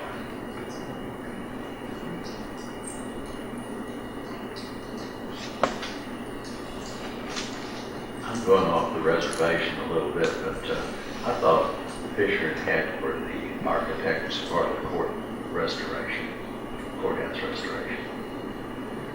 Fisher and Heck were the original architects. And we didn't feel like Fisher and Heck addressed the foundation as it should have been addressed originally. And we reached out and got a foundation renovation. Therefore, we got a hold of Graham Moon, who is a historical architect, and he did the foundation for us, came up with a plan. And Fisher and Heck at that time said, well, I'm making y'all happy, I'll just step out. So we stepped out. And it turned out Graham Moon, the architect, left something off of these plans after we had already received the $450,000 grant for the roof project. And so we couldn't bid it that way, and so Mr. Moon stepped out. He has a wife who has a problem. I don't know what his whole problem was, but so he more or less had to step out at that time. Now we've let Fisher and Heck come back. And how does Mrs. Daly fit into this whole scheme of things? Ms. Daly was hired as our liaison to help us get through this project with Fisher and Heck was at the beginning. And she has come in, well, she came in as our jail architect, and she made an offer to come in and oversee things and help us get through it, which was a big help to me. I understand that. And so as Graham Moon stepped out, she was permitted by the Texas Historical Commission to complete the roof project since she was working with Graham Moon on it already. So she was allowed to, she was her partner, Spears, who was in Corpus, she's in San Antonio. They were allowed to complete the roof project. So she's now in charge of that. Which architect gets paid for the roof? I mean, did Fisher Heck get paid for the roof to begin with, or do we pay Graham Moon, or we pay Ms. Daly for the architectural work? I think I did in a sheet of paper today that said Fisher Heck was paid $380,000. And we were supposed to have 90% complete plans. That's exactly right. And so when I asked Mr. Chapman on the court last time when we approved Fisher Heck, I said, is that reasonable, this amount that he wants? He said, yes. So after the meeting, I said, he was paid for 90% of complete plans before. Did you know that? He said, no, I didn't. So I'm going to present this to Mr. Jeffrey Chapman and have him talk to Fisher and see if we can get some relief on this $394,000. But to go ahead with it, we had to approve him. Texas Historical Commission wants him to do the job completion since he started on it. And I went ahead and made the motion and voted to approve him for it. But we're going to try to negotiate with him and get some of that back when we see what his 90% plans are. We have Mr. Chapman hired to do that. Well, what should the architectural fees be? Because you know, at 380 and 394, you know, we're approaching $800,000 plus what we paid Mr. Loon. Well, when I was in this full-time in the 70s, the percentage was about 7% maximum. It was about 5.5% on schools. It was about 7% on hospitals where you had a lot of medical gas and things. It's different in different industries. In historical renovation, the percentage, I don't know what it should be, but it should be around 7.5%, 8% max. And that's what Mr. Fisher was referring to, that this was the proper amount according to his calculation, but he didn't know that he had been paid 90%. Yeah, he left that out when Mr. Reynolds asked him. Judge Long, I'm gonna make a motion, we approve that, we are authorized I'm gonna make a motion that the county authorize Judge Long to excuse this contract that will allow the county to proceed with the project. Is there a second? I second. Motion and a second to approve this process and allow me to make necessary signature. Any further discussion? If not, all for the motion,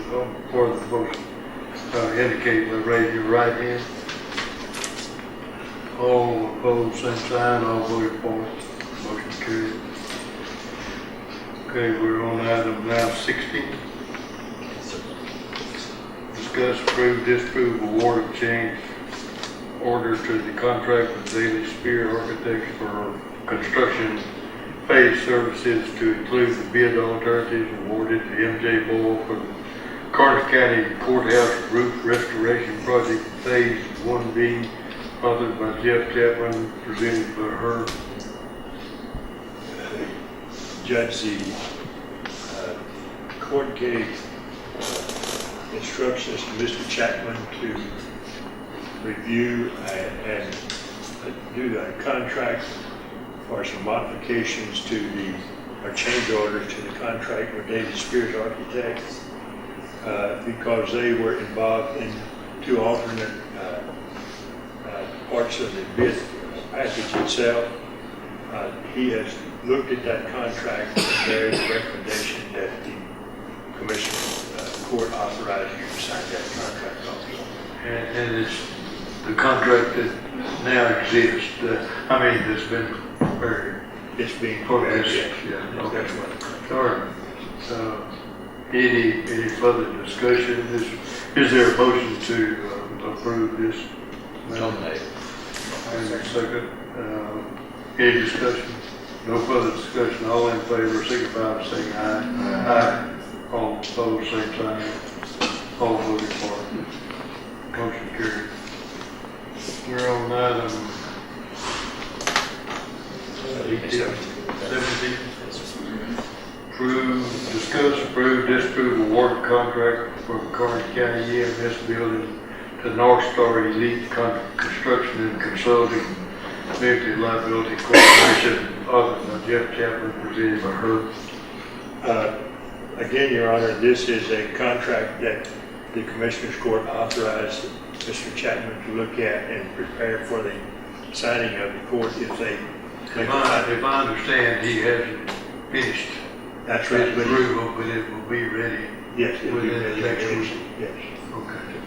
All right. But this has to do with the EMS building, and North Star Elite Construction is the person that has been awarded the contract. Mr. Chapman has our contract is ready for the court signature, and he recommends that the court sign it if it's, It is ready to sign. it will be ready on Tuesday. Tuesday. Okay. All right. How much is the contract? Any discussion? 1.1. We're up here. Is there any discussion? Court members?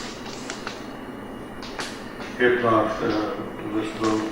All in favor of the motion, signify by saying aye. Aye. All opposed, same sign.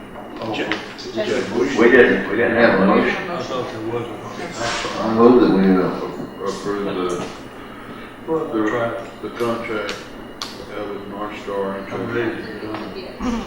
The companies, the bids for the EMS. Why do you not see the bids for the, who selected to build the EMS? Is that not part of what y'all get to look at? We was a bid opening. You're not looking at the bids yourself though, as Commissioner Smith though, Shelby.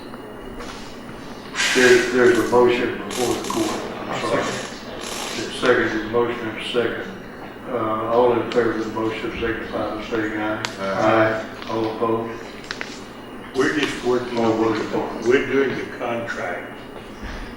The prices and the rating and looking at I believe some of the commissioners and the architect is looking at the ratings, is that correct?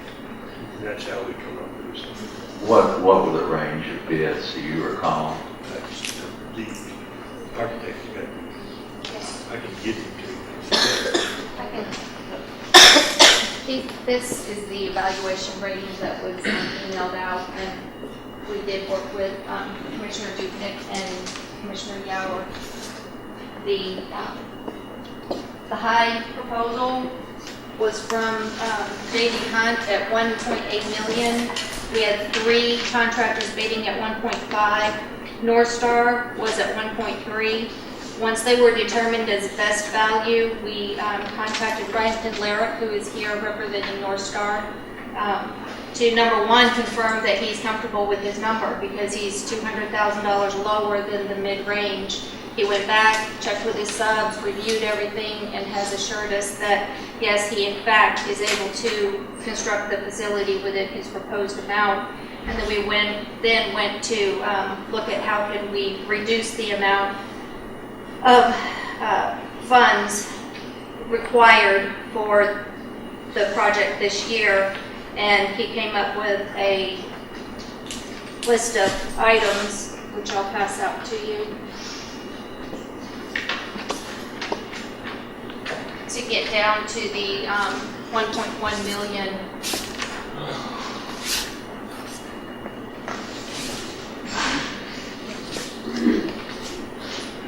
That is being recommended for in accordance with Mr. Chapman. The items you can see, we had several allowance items in there. We had furnishings and fixtures, landscaping, gate operator, and some signage. None of those items are essential to substantially completing your building. And as Dennis said, landscaping could maybe be done by the garden club. I mean, those are potentials to find other ways to take care of those items. Some non-essential work to achieve substantial completion is your perimeter fence, and then we can wire everything for your emergency generator, and that can be installed at a later date if it's all wired through the transfer switch now. Then Mr. Pindlerick went back to his subcontractors and asked them for any potential savings on the project that would be considered value engineering, which means it's apples to apples, not decreasing quality or value, but coming up with different ways to achieve the same quality or value. For example, the electrician may be able to get better pricing on light fixtures from a different manufacturer that's an equal manufacturer, but he buys a lot through them. And so we went through and came up with, if we delete the concrete polishing and just use stained and sealed concrete, there was a savings of $4,200. To change the manufacturer of the commercial hardware, we have a savings of $3,000. Again, this is still getting equal functions. They did offer a value of $6,000 to go to PEX piping, which is plastic piping, in lieu of copper, and our engineers do not recommend that. So we asked the contractor to show us on the back, if we do not take that copper piping alternate, what the overall cost would be. You can see those numbers on the back. The light fixtures to switch to Elite from the Lithonia, that was specified as a savings of $3,700. And then to go with a different overhead door manufacturer, but still keep all of the same 75,000 cycle warranty and the features that were specified that are needed for EMS, is a savings of $5,000. When you take those numbers, those are direct deletes, and then the overhead and markup on the value of those numbers is $4,300. On the back, you'll see the subtotal is we're now down at $1,152,000. If we add back the copper piping and the an additional item, we took an alternate to do card readers at the doors that need to be secure for the staff. You're in the range of $16,000 to $24,000 for those card readers. Dennis had mentioned that they would be happy with the push button type locks, which would still give them a level of control, but not be as expensive because it's still a mechanical system. And so Ryan went back and got us a number for the push button type locks of $4,000. And that's what gets you to the price of $1,162,798.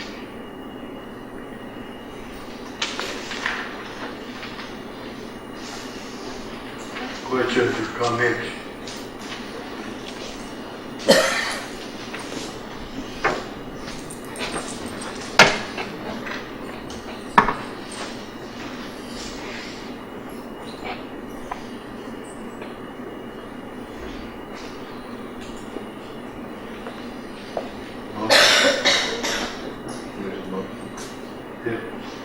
Move we go ahead and approve the contract.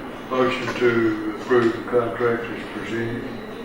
You already did. And include authorized judge to sign. I'll second it. Any discussion? Not all in favor of the motion, signify by saying aye. Aye. All opposed, same sign. All voted for. Motion carried. We're on item 17. 15. See, this is the second time we've It taken. says 15. Yeah, it does. And it goes from 18 to 15. Can we do 18, Judge? I suppose we can if we choose to.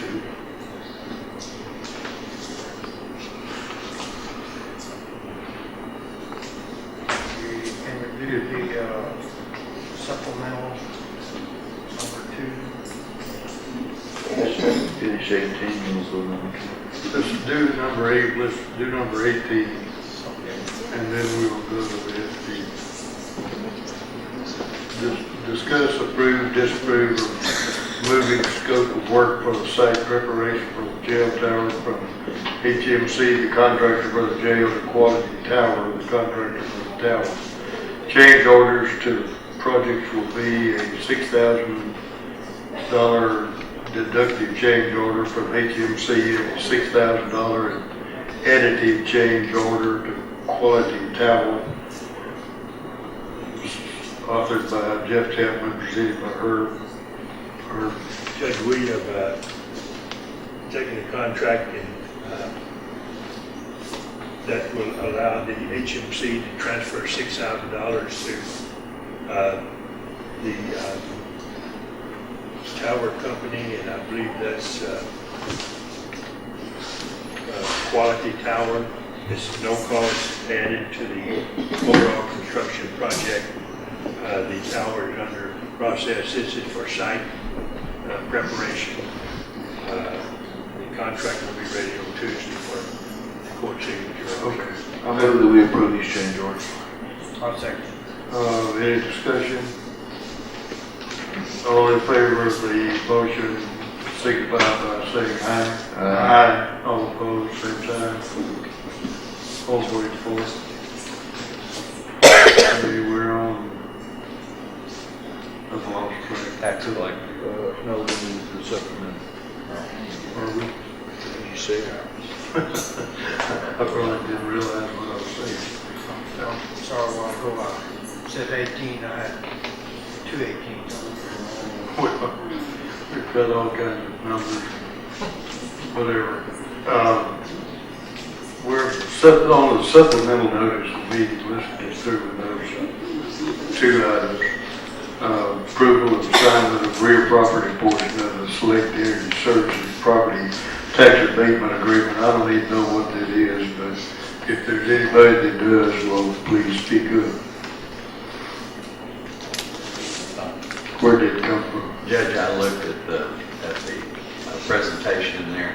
Apparently when Select Energy moved, they bought the acreage down on 239 that they reside on currently. At some point, they sold the real estate portion of it to probably a real estate investment trust, and that trust or that group has now sold it to another one. And they are in fact leasing the facility from the original one and this one, and I believe that the real estate owner is asking that the tax abatement that was given to Select Energy be passed along to them. That's good. We had the same situation about 3 or 4 months ago when they presented it, we divided, we thought that the abatement shouldn't continue with it, and came back, put it on the agenda again and presented it, and we decided, yeah, there wasn't enough language in there to deny the continuation of the abatement. I'm sure they'll come back and deny it today, they'll come back and prove the same thing, that they have a right to continue the abatement to this secondary or third line. Well, if there is a right, perhaps they ought to be here to explain it to us. seems to me. Are they here? I think they should, yes. I'm sorry, I can't hear far enough to hear you. Mr. Espinosa stated in the email that he would not be present for that item. Okay. That it would be, it explains itself in the assignment along with the abatement agreement. Well, if it's not important enough for anybody to appear, as far as I'm concerned, it's not important enough to do. Well, the original abatement, I believe, was given, and I'm certainly not a member of the court then, was not in attendance, but I believe it was given on the premise that they provide or create a certain number of jobs in the county. Now, Select is creating and providing those jobs, but the owner of the real estate in fact is not. So, Well, without more information or more reason to do that, it seems to me there's not any reason. But that's just me. So, what you wish. I think they ought to be here to talk about it. I think they ought to take no action. Let's just take no action on it, and if they want to request it to be put back on and want to appear and tell us why we should do this, we would listen to them. All right, I don't even know where we are. the board scanning. Environment County. Should switch out. On the supplement.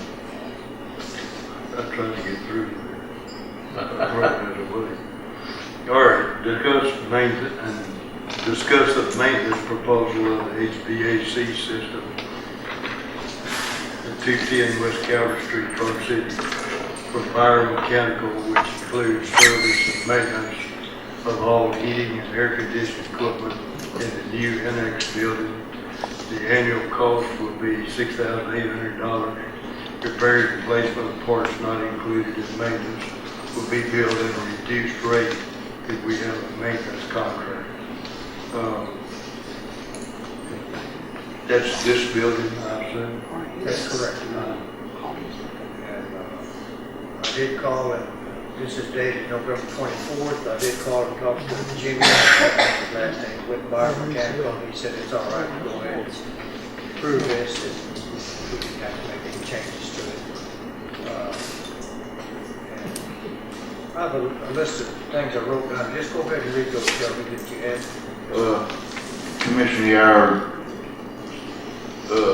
submitted this to me here a while back. It was, it's been on the agenda twice, and Biomechanical knows the Kai equipment, and they've helped find, they have helped find problems and solutions to the maintenance issues, and they'll schedule regular maintenance, or will bill at lower rates with maintenance contract, and other than there's a separate fee if we don't have a maintenance contract, they come out to work on something, they would charge a different rate.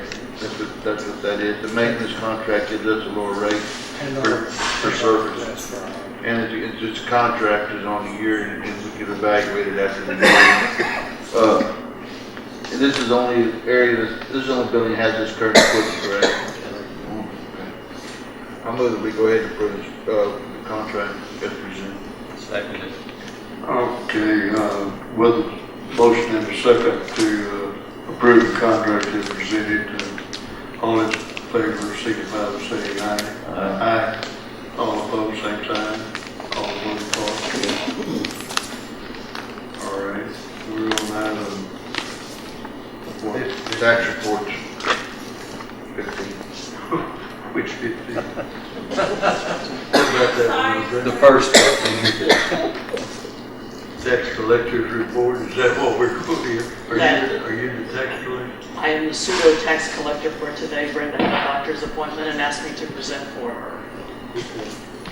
The January collections for Karnes County M&O month to date, $8,287,896.60. Current year to date, $12,713,810.16 for a total of 62.71% collected. The delinquent M&O collections in January, $4,585.95. Delinquent year-to-date for M&O, $37,756.44, for a 14.96% collected rate. Can I ask what M&O is, since I'm kind of ignorant? Maintenance and operations. Okay, thank you. Karnes County INS collections, current for January, $732,968.86. The current year-to-date, $1,124,553.26, for a collection rate of 62.72%.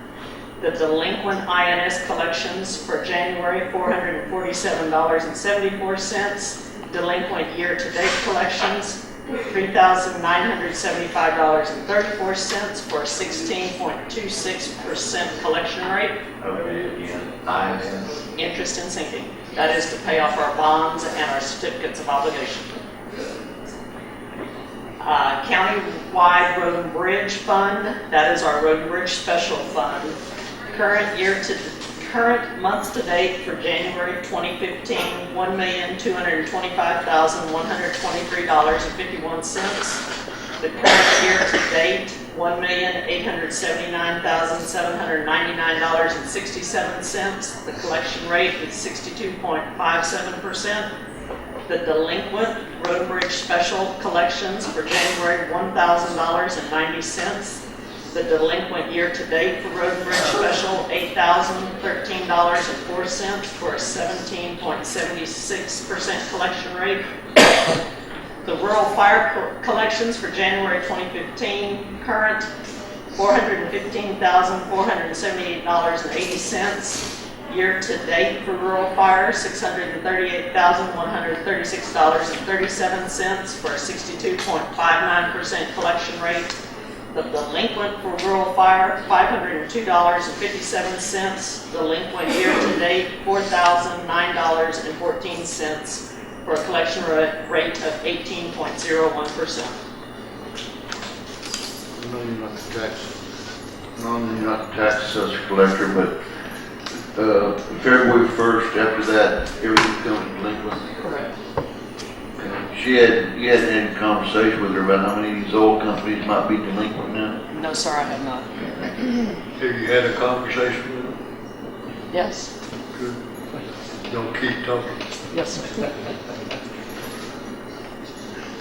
I can tell you though, there has been some large checks, like one was $9 million and one was $14 million from oil companies on their taxes. Because that, she would inform me of those large deposits that she was getting ready to make, so I could call the bank and forewarn them that that large amount was being deposited so they could collateralize it. So there has been a few companies that have paid large amounts.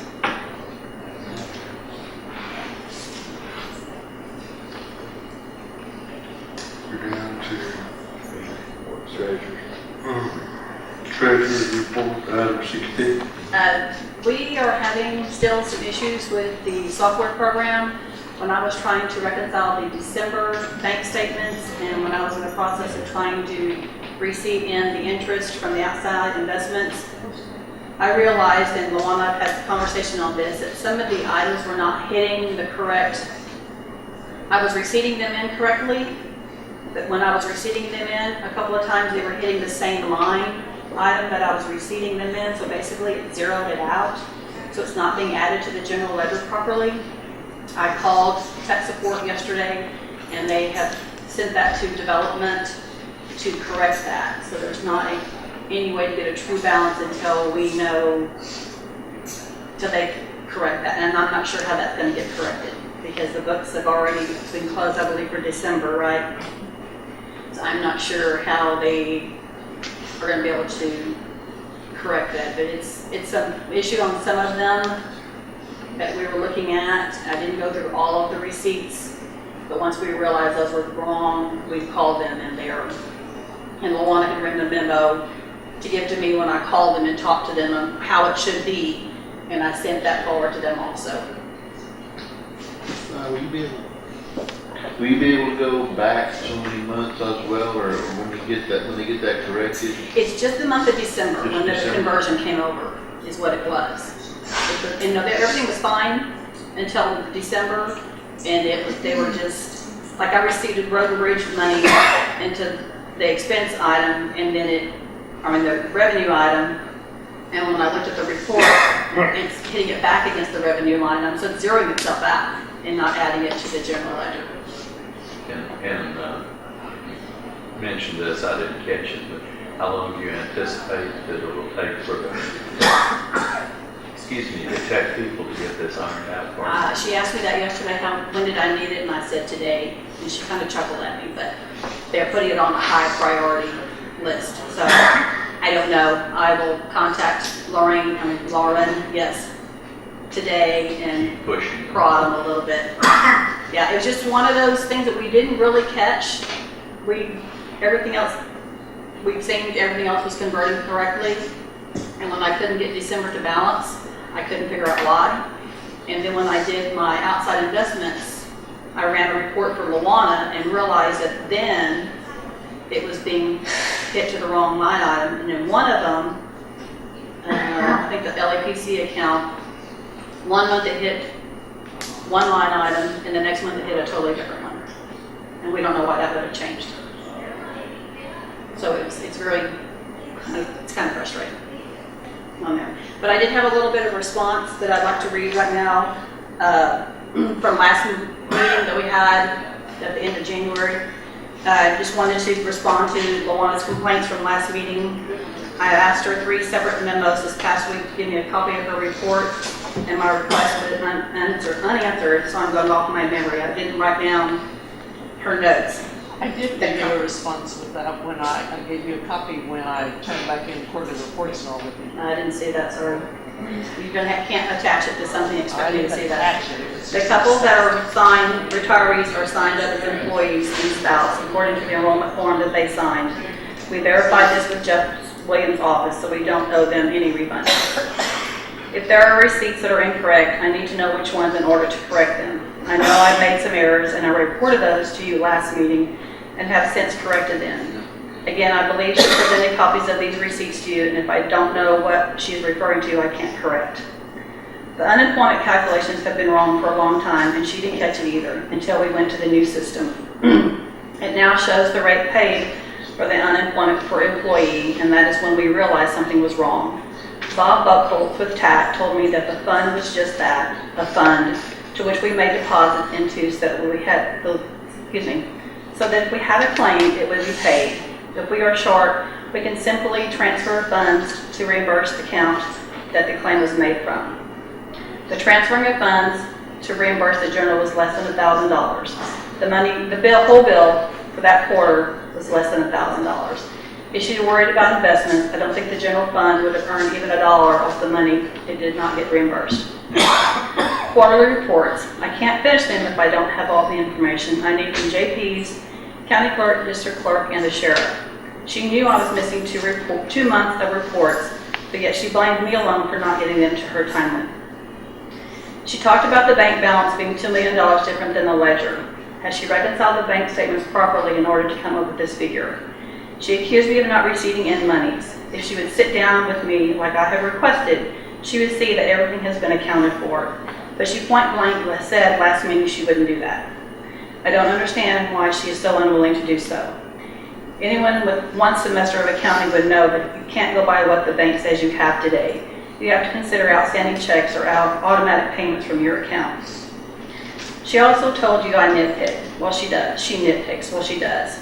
If someone doesn't know their dependent social security number, how is it my fault? We follow through on information that is missing. But if we can't get them to get it to us, why should that be held against me or not allow payroll to be processed? If a department head signs a timesheet and approves funeral leave for someone's sister, why do we need to verify in order to pay? I'm not going to go and ask someone if their sister really died and was it necessary to take it off. Read the policy manual on funeral leave. And finally, she talked about having pride in my job. Well, where was her pride in her job when she was made a $2.1 million mistake during the budget process that cost the county money? And why is no one concerned about that?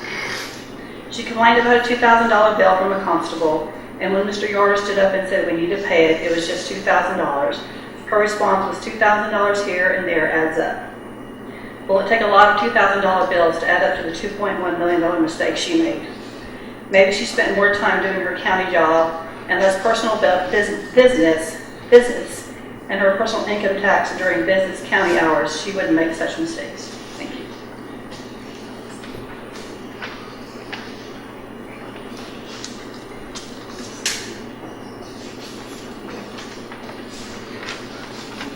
Let's make it YouTube, sorry.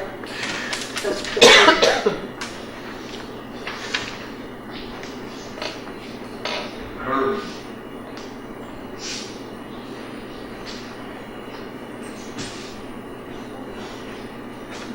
I'm not sure what I'm hearing, but if there's allegations of wrongdoing by anybody concerned, I wish you would investigate it. I know you are to some extent. I know you filed a lawsuit. We need some direction of where to go with all this. If you'll excuse my ugliness and crap. We're gonna have to change directions next week. I'm gonna talk to the lawyers handling the lawsuit. I don't want to hear another tirade like that. This is not the place for it. I'll address, I think you've got a copy of the statement. I do. And I will address it. All right, thank you. Where are we on, Bills. item 17, payment of bills? Do we owe money? No. Okay, thank you. Real I probably didn't understand it either,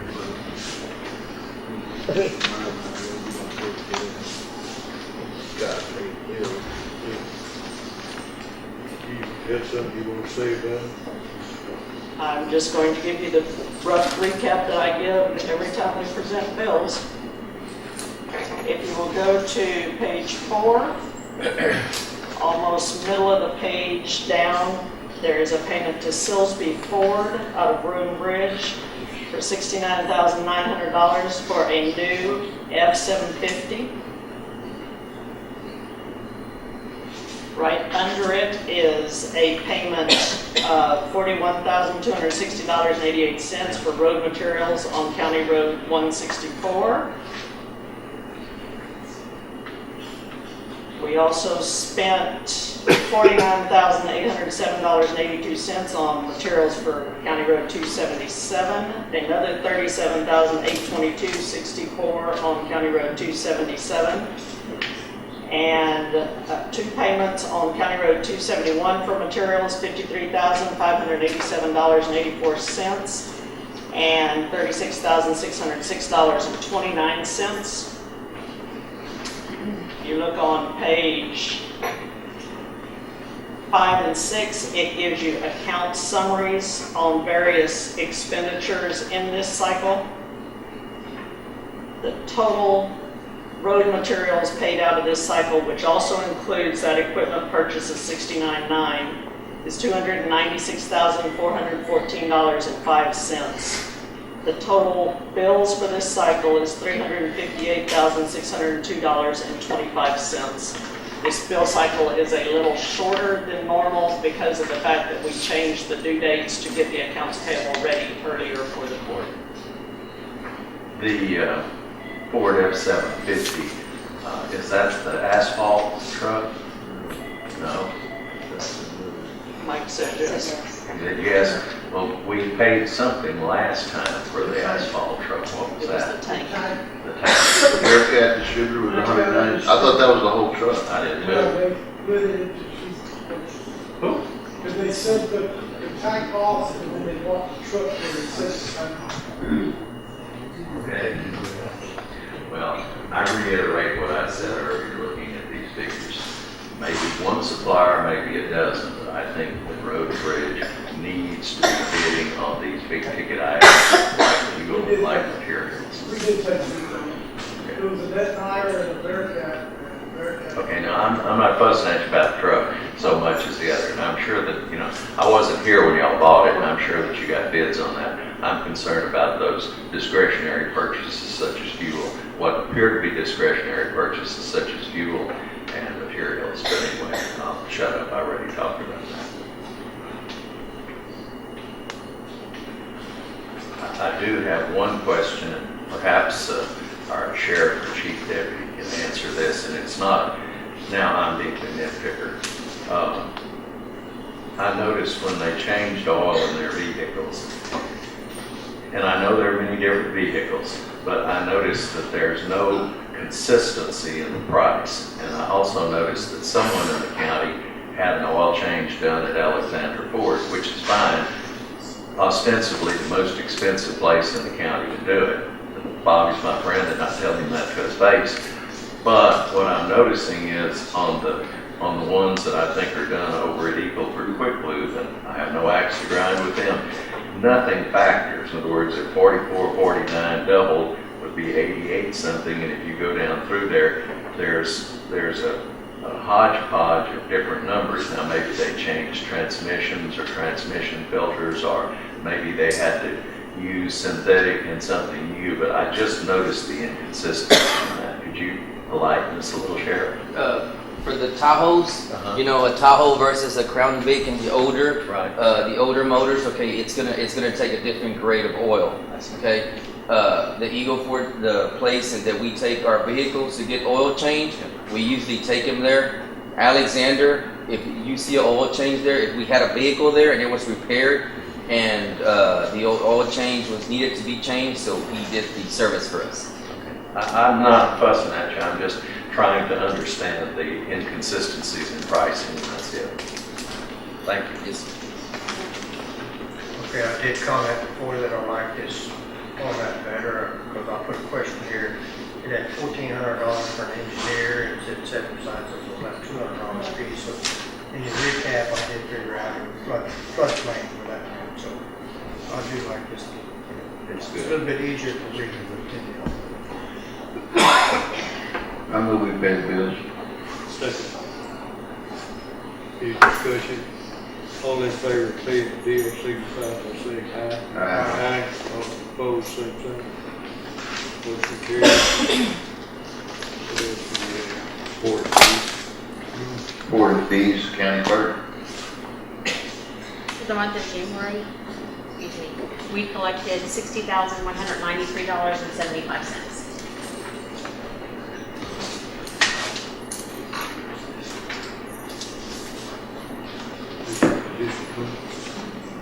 Oh, she stepped out. We've got you have a report. Yeah, it's in here, so I'll go.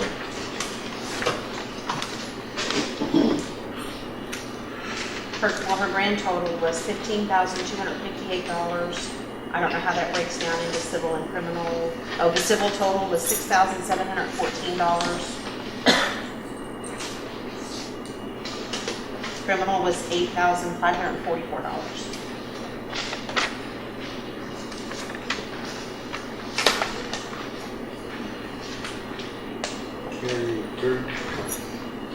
Mr. Crabtree's been out most of the week and we don't have a report. If I can catch up next time. Just as a piece, Have one. She wasn't going to be able to be here. She's in the audit. And her office. juvenile department. It's in our file, nothing here. Special projects. Special projects for the termination development permits. We had 35 permits for a total of $3,790. $1,400 went for our engineer fees. The county's portion is $2,390. For our on-site septic systems, we had 6 permits for a total of $2,350. The county portion is $1,380.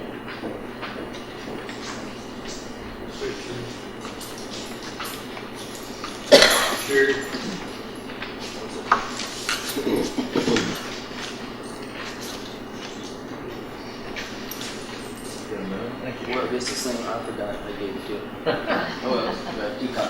Incidentally, I appreciate getting this information. I know some of the county staff is gone, but I certainly appreciate getting this 3 days ahead of time where I can do a little bit of homework before I have a whole minute or two to absorb it. So, thank you, Judge. Good morning. I have the Sheriff's Office monthly call report for the month of January. For assaults, we had a number of 30. Domestic, we had 7. Disturbances, fights, 13. Criminal mischiefs, we have 8. Harassments of 17. EMS calls 132. Fire 11. Escorts 20. Loose livestock 39. Prisoner transports 52. Request officers 162. Road hazards 96. Suspicious activity 13. Suspicious subject / vehicle 27. 19 thefts. 9 burglaries. 24 warrant service. 13 welfare checks. 3 civil standbys. On miscellaneous calls 153. Reckless drivers 25. Traffic stops 860. Citations 418. Warnings 242. Arrests 53. Accidents 138. Also, from some of the monies that we got donated through the Coke pipeline, we're using some money to buy 31 hazmat first respond kits for all the deputies from $7,000. So we have a remaining amount of $3,473.97. And that's from one of those donations that we received. I know Commissioner Yar wanted for the Sheriff's Office to bring it to y'all's attention whenever we use the money donated to us from different companies or citizens of Karnes. Now, I was asked by citizens, well, when a sheriff gets a $5,000 donation, what do you do with it? I just asked him to report and tell us how he spent it, so people know. He didn't buy all the prisoners in custody at T-Bone that day or anything. No, sir.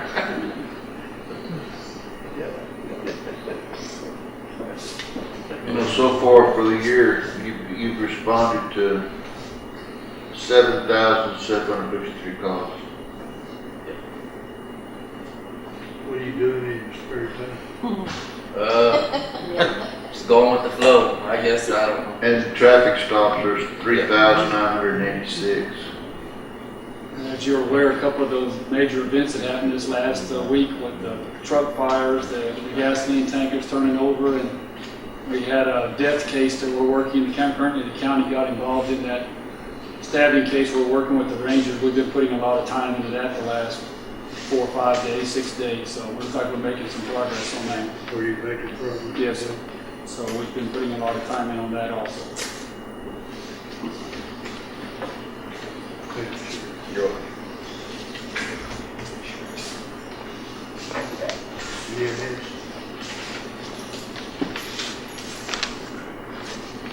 Y'all do a good job. You don't have to report for any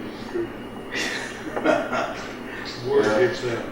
Word gets out. Well, that's good. As long as the word that's getting out's a good word, I'm happy about that. Because I will say that the men and women that work for me are putting a lot of extra time and effort of their own into training and you know, not running off as soon as the clock strikes 7 and trying to do more than their part. And I can't say that I've worked with a better bunch of people that in the whole time that I've been working.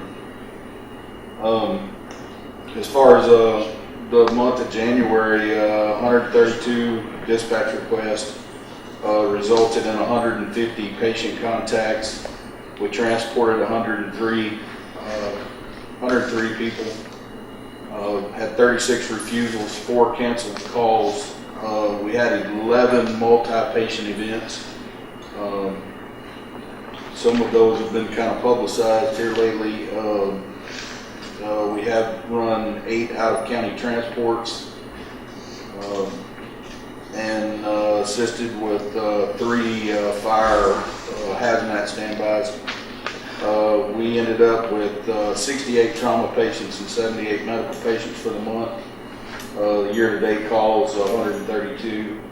As far as collections go, our Medicare total for January was $13,762.28. Other insurances, private pays were $17,556.56 for a total collection year-to-date of January 31 of $31,318.84.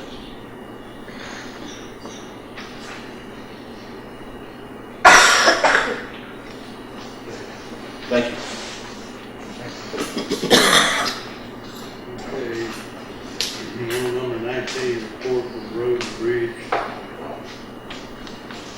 Have you got something to say that's different from what you've already said? Basically, I found out that Cemex and Colorado Material both charge $4.75 a ton. But the distance is where the differential is. They'll depend on how far, that's why your dollar is. And then also the other thing that I would say, we were talking about these contracts, that hopefully we could get started. The thing we need to look at on these contracts are, we've got to pull the personnel from the maintenance fleet to help operate and build these roads. And what it is if we get the mixer from a contractor, I still got to get my men to do traffic control. I still got to get my men to go out there and run the rollers and the maintainers. So it's not a cut and dry deal. Other than that, And how many total positions do you have filled now? I got one operator left. I got hired an operator that got laid off in Select, so that gave me another blade man out there. So I'm looking at something that's very old, but your budget is 26 positions, including yourself, your foreman, and your administrative assistant. Right, And you're one short? yeah, but you gotta remember, I've got a sideman, I got a mechanic. Okay, let me suggest something. It's not mine to do, and I don't know the proper procedure. And there's no animosity or anything different. But the permit office is having such a low level of activity that I would personally be more than willing for the court to give you back Mrs. Green. In terms of enforcement, I could probably get one of the ladies in the office. There's a pickup there that they could use to do it. I don't know if this is within protocol or anything else, but we have one of your employees tied up on the permit division who's underemployed, I guess, if you would term it that. Back 6 months ago when things were blowing and going, I'm sure Mr. Hans had his hands full. But now, the permits are slowly falling off. I had 2 or 3 last week. I haven't had any this week so far. And so if that's of any benefit to you, I would, I don't have the authority to do it, but I would be more than happy to take whatever procedural steps are necessary to give you Mrs. Green back. So Hey, I'd take her, but the only thing you're gonna be faced with is you still got a lot of water lines out there that need to be maintained and make sure that they are maintained. You got these weekend driveways that get popped in. You got residential driveways that come. I mean, I'll take her. Helen, not to load anyone else up, and they may argue with me, but Helen and Twyla, I think both have some time capability, and they do have a vehicle to use in the special projects vehicle. Consider it, and I would ask the court to think about it, and perhaps we put it on as the next agenda item. Because like I say, what's happening is slowly we're working our way out of permits, out of the water line permits, and that's one of the main things that we check. So let's consider how we could do it. That's just a suggestion. I think you're right, David. And also, I think, but we need to get the Ms. Green or get the Helen to look at that book. It's got all those things and find that date. And if we make ourselves around, I'm always calling somebody about, hey, is this one supposed to be picked up or not. Yeah, I agree. There needs to be someone out, but like I said, the level of activity has dwindled to a point where I think it can be handled internally fairly well. And I haven't asked the other two ladies about it if they're willing to do it. And I'm kind of speaking for them. I believe Helen has already gone. I'm hoping code enforcement can take a majority of that. Okay, well, see, that'd be the other thing, is we can handle the stuff. So let's take a look at how we can do it. I don't know the appropriate procedure, so if anyone does, tell me.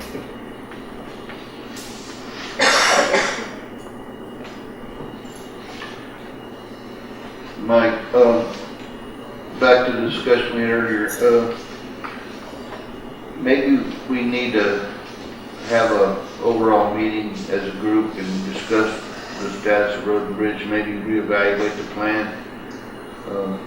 I know there's a lot of roads that need attention, and if we continue to without maybe slowing down a little bit, or this is just my opinion, slowing down some and reevaluating and taking care of some of these little fires that are the little flames that are starting to be forest fires on some of these roads and stuff. Well, that's like this morning, I already got 20 calls, 20 work orders, and the thing is, when you get a work order, it's not for half a mile, it's like 2-3 miles, 5 miles.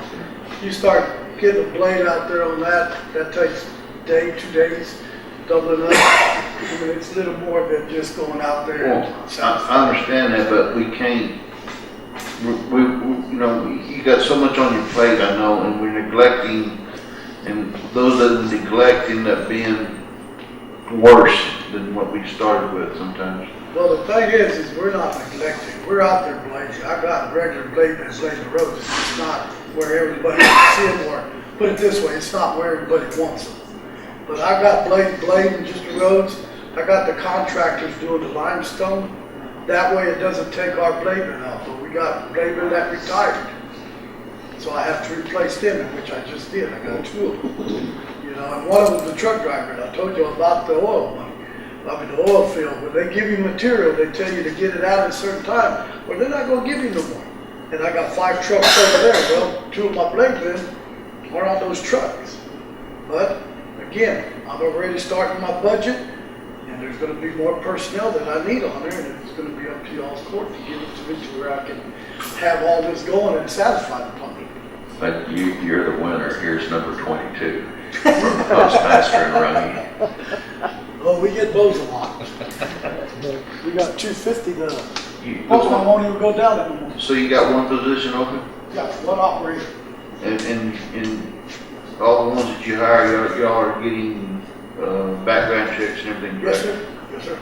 And none of them stand out more than the other. I mean, any previous DWIs, anything like that? We have some of them that had DWIs back in 2007.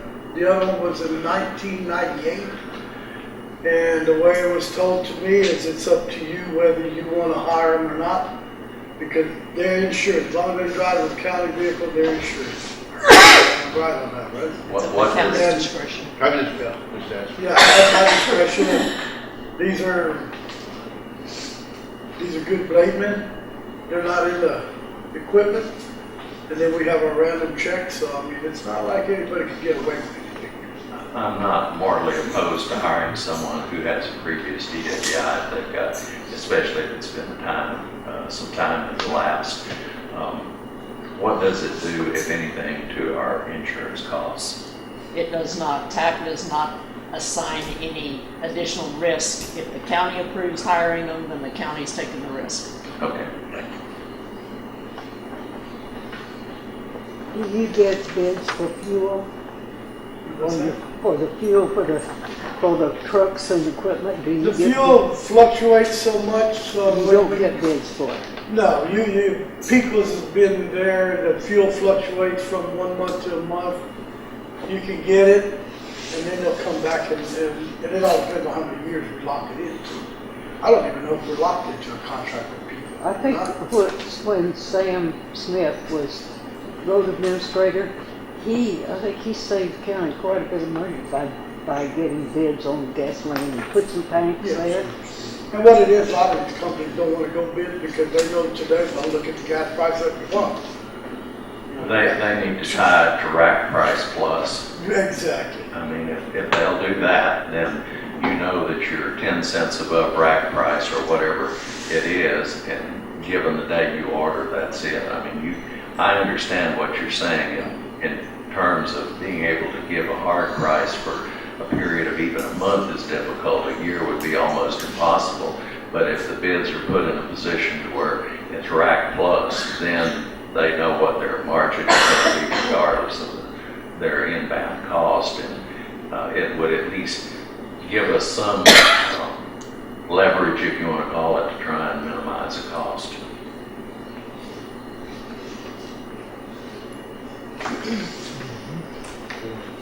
Thank you. Elections office. I just have a couple of things. We have an election going on, in case you didn't know. It's the runoff for the 17th district.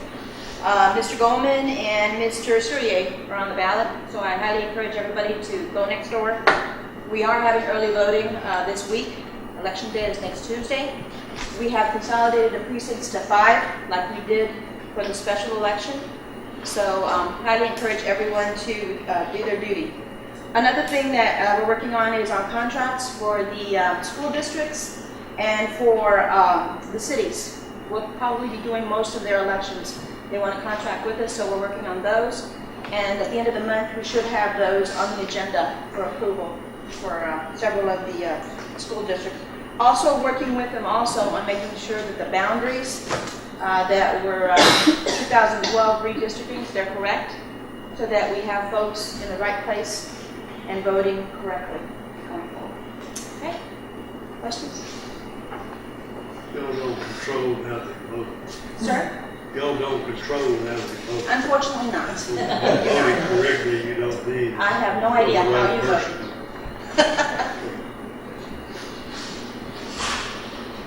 Go on. I don't have a report at this time. We'll have one at the end of the month.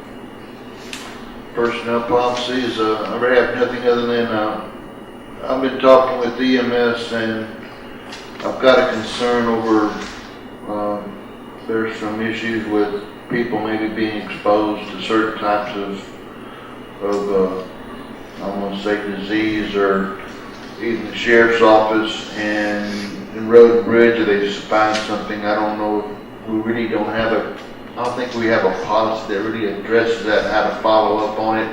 And it's something that I think we need to look at in the future. I'm going to reach out to other counties and see what they have in place and share it with Brian. We just need to, somewhere we get that, our HR person in place, I think things will go a lot further.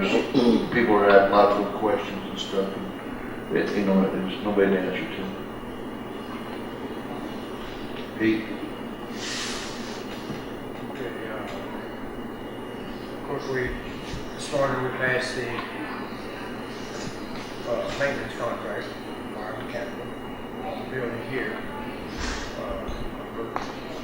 I know that Daisy wants her floor fixed now, and we assume there's a water leak underneath, and he thought that the sheriff would be moving out, and she would get to move into his office for a while. So that's on hold right now for prior to them to move out and do that. You know, it has to be done. I'll give you a little other information. I did talk to James Gonzalez this morning, and he's having a lot of pain, can't walk very far. And he'll be in the hospital until he'll be able to walk. But he told me that Ruby had damage to her knee, and he didn't know what happened, but she's still there, and they have to do surgery on it. She'll have to wait on it while I do up there. Anyway, I said to James' wife, Ruby has knee problem, that she may have to have surgery on it. That's all. But I did talk to her.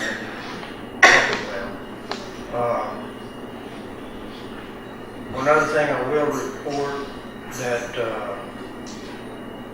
on the jail project down here, one of the guys on the job down there told me he sold a yacht and he's going to pay his bills, but he did call Maureen Daly and say that he was May finance arrangements, he's gonna get caught up on all the bills, so that's supposed to be taken care of. We're gonna see. I guess that's David, you have a report? I mentioned a while ago that permitting has fallen off fairly substantially. There doesn't seem to be too much going on in the way of that, except up in the north end of the county. EOG seems to be blowing and going. They're about the only ones that have brought anything in. I completed the review I had last week, and I checked yesterday. There was nothing there. I'm going to check today again to make sure, but other than my comments earlier, that's pretty much it.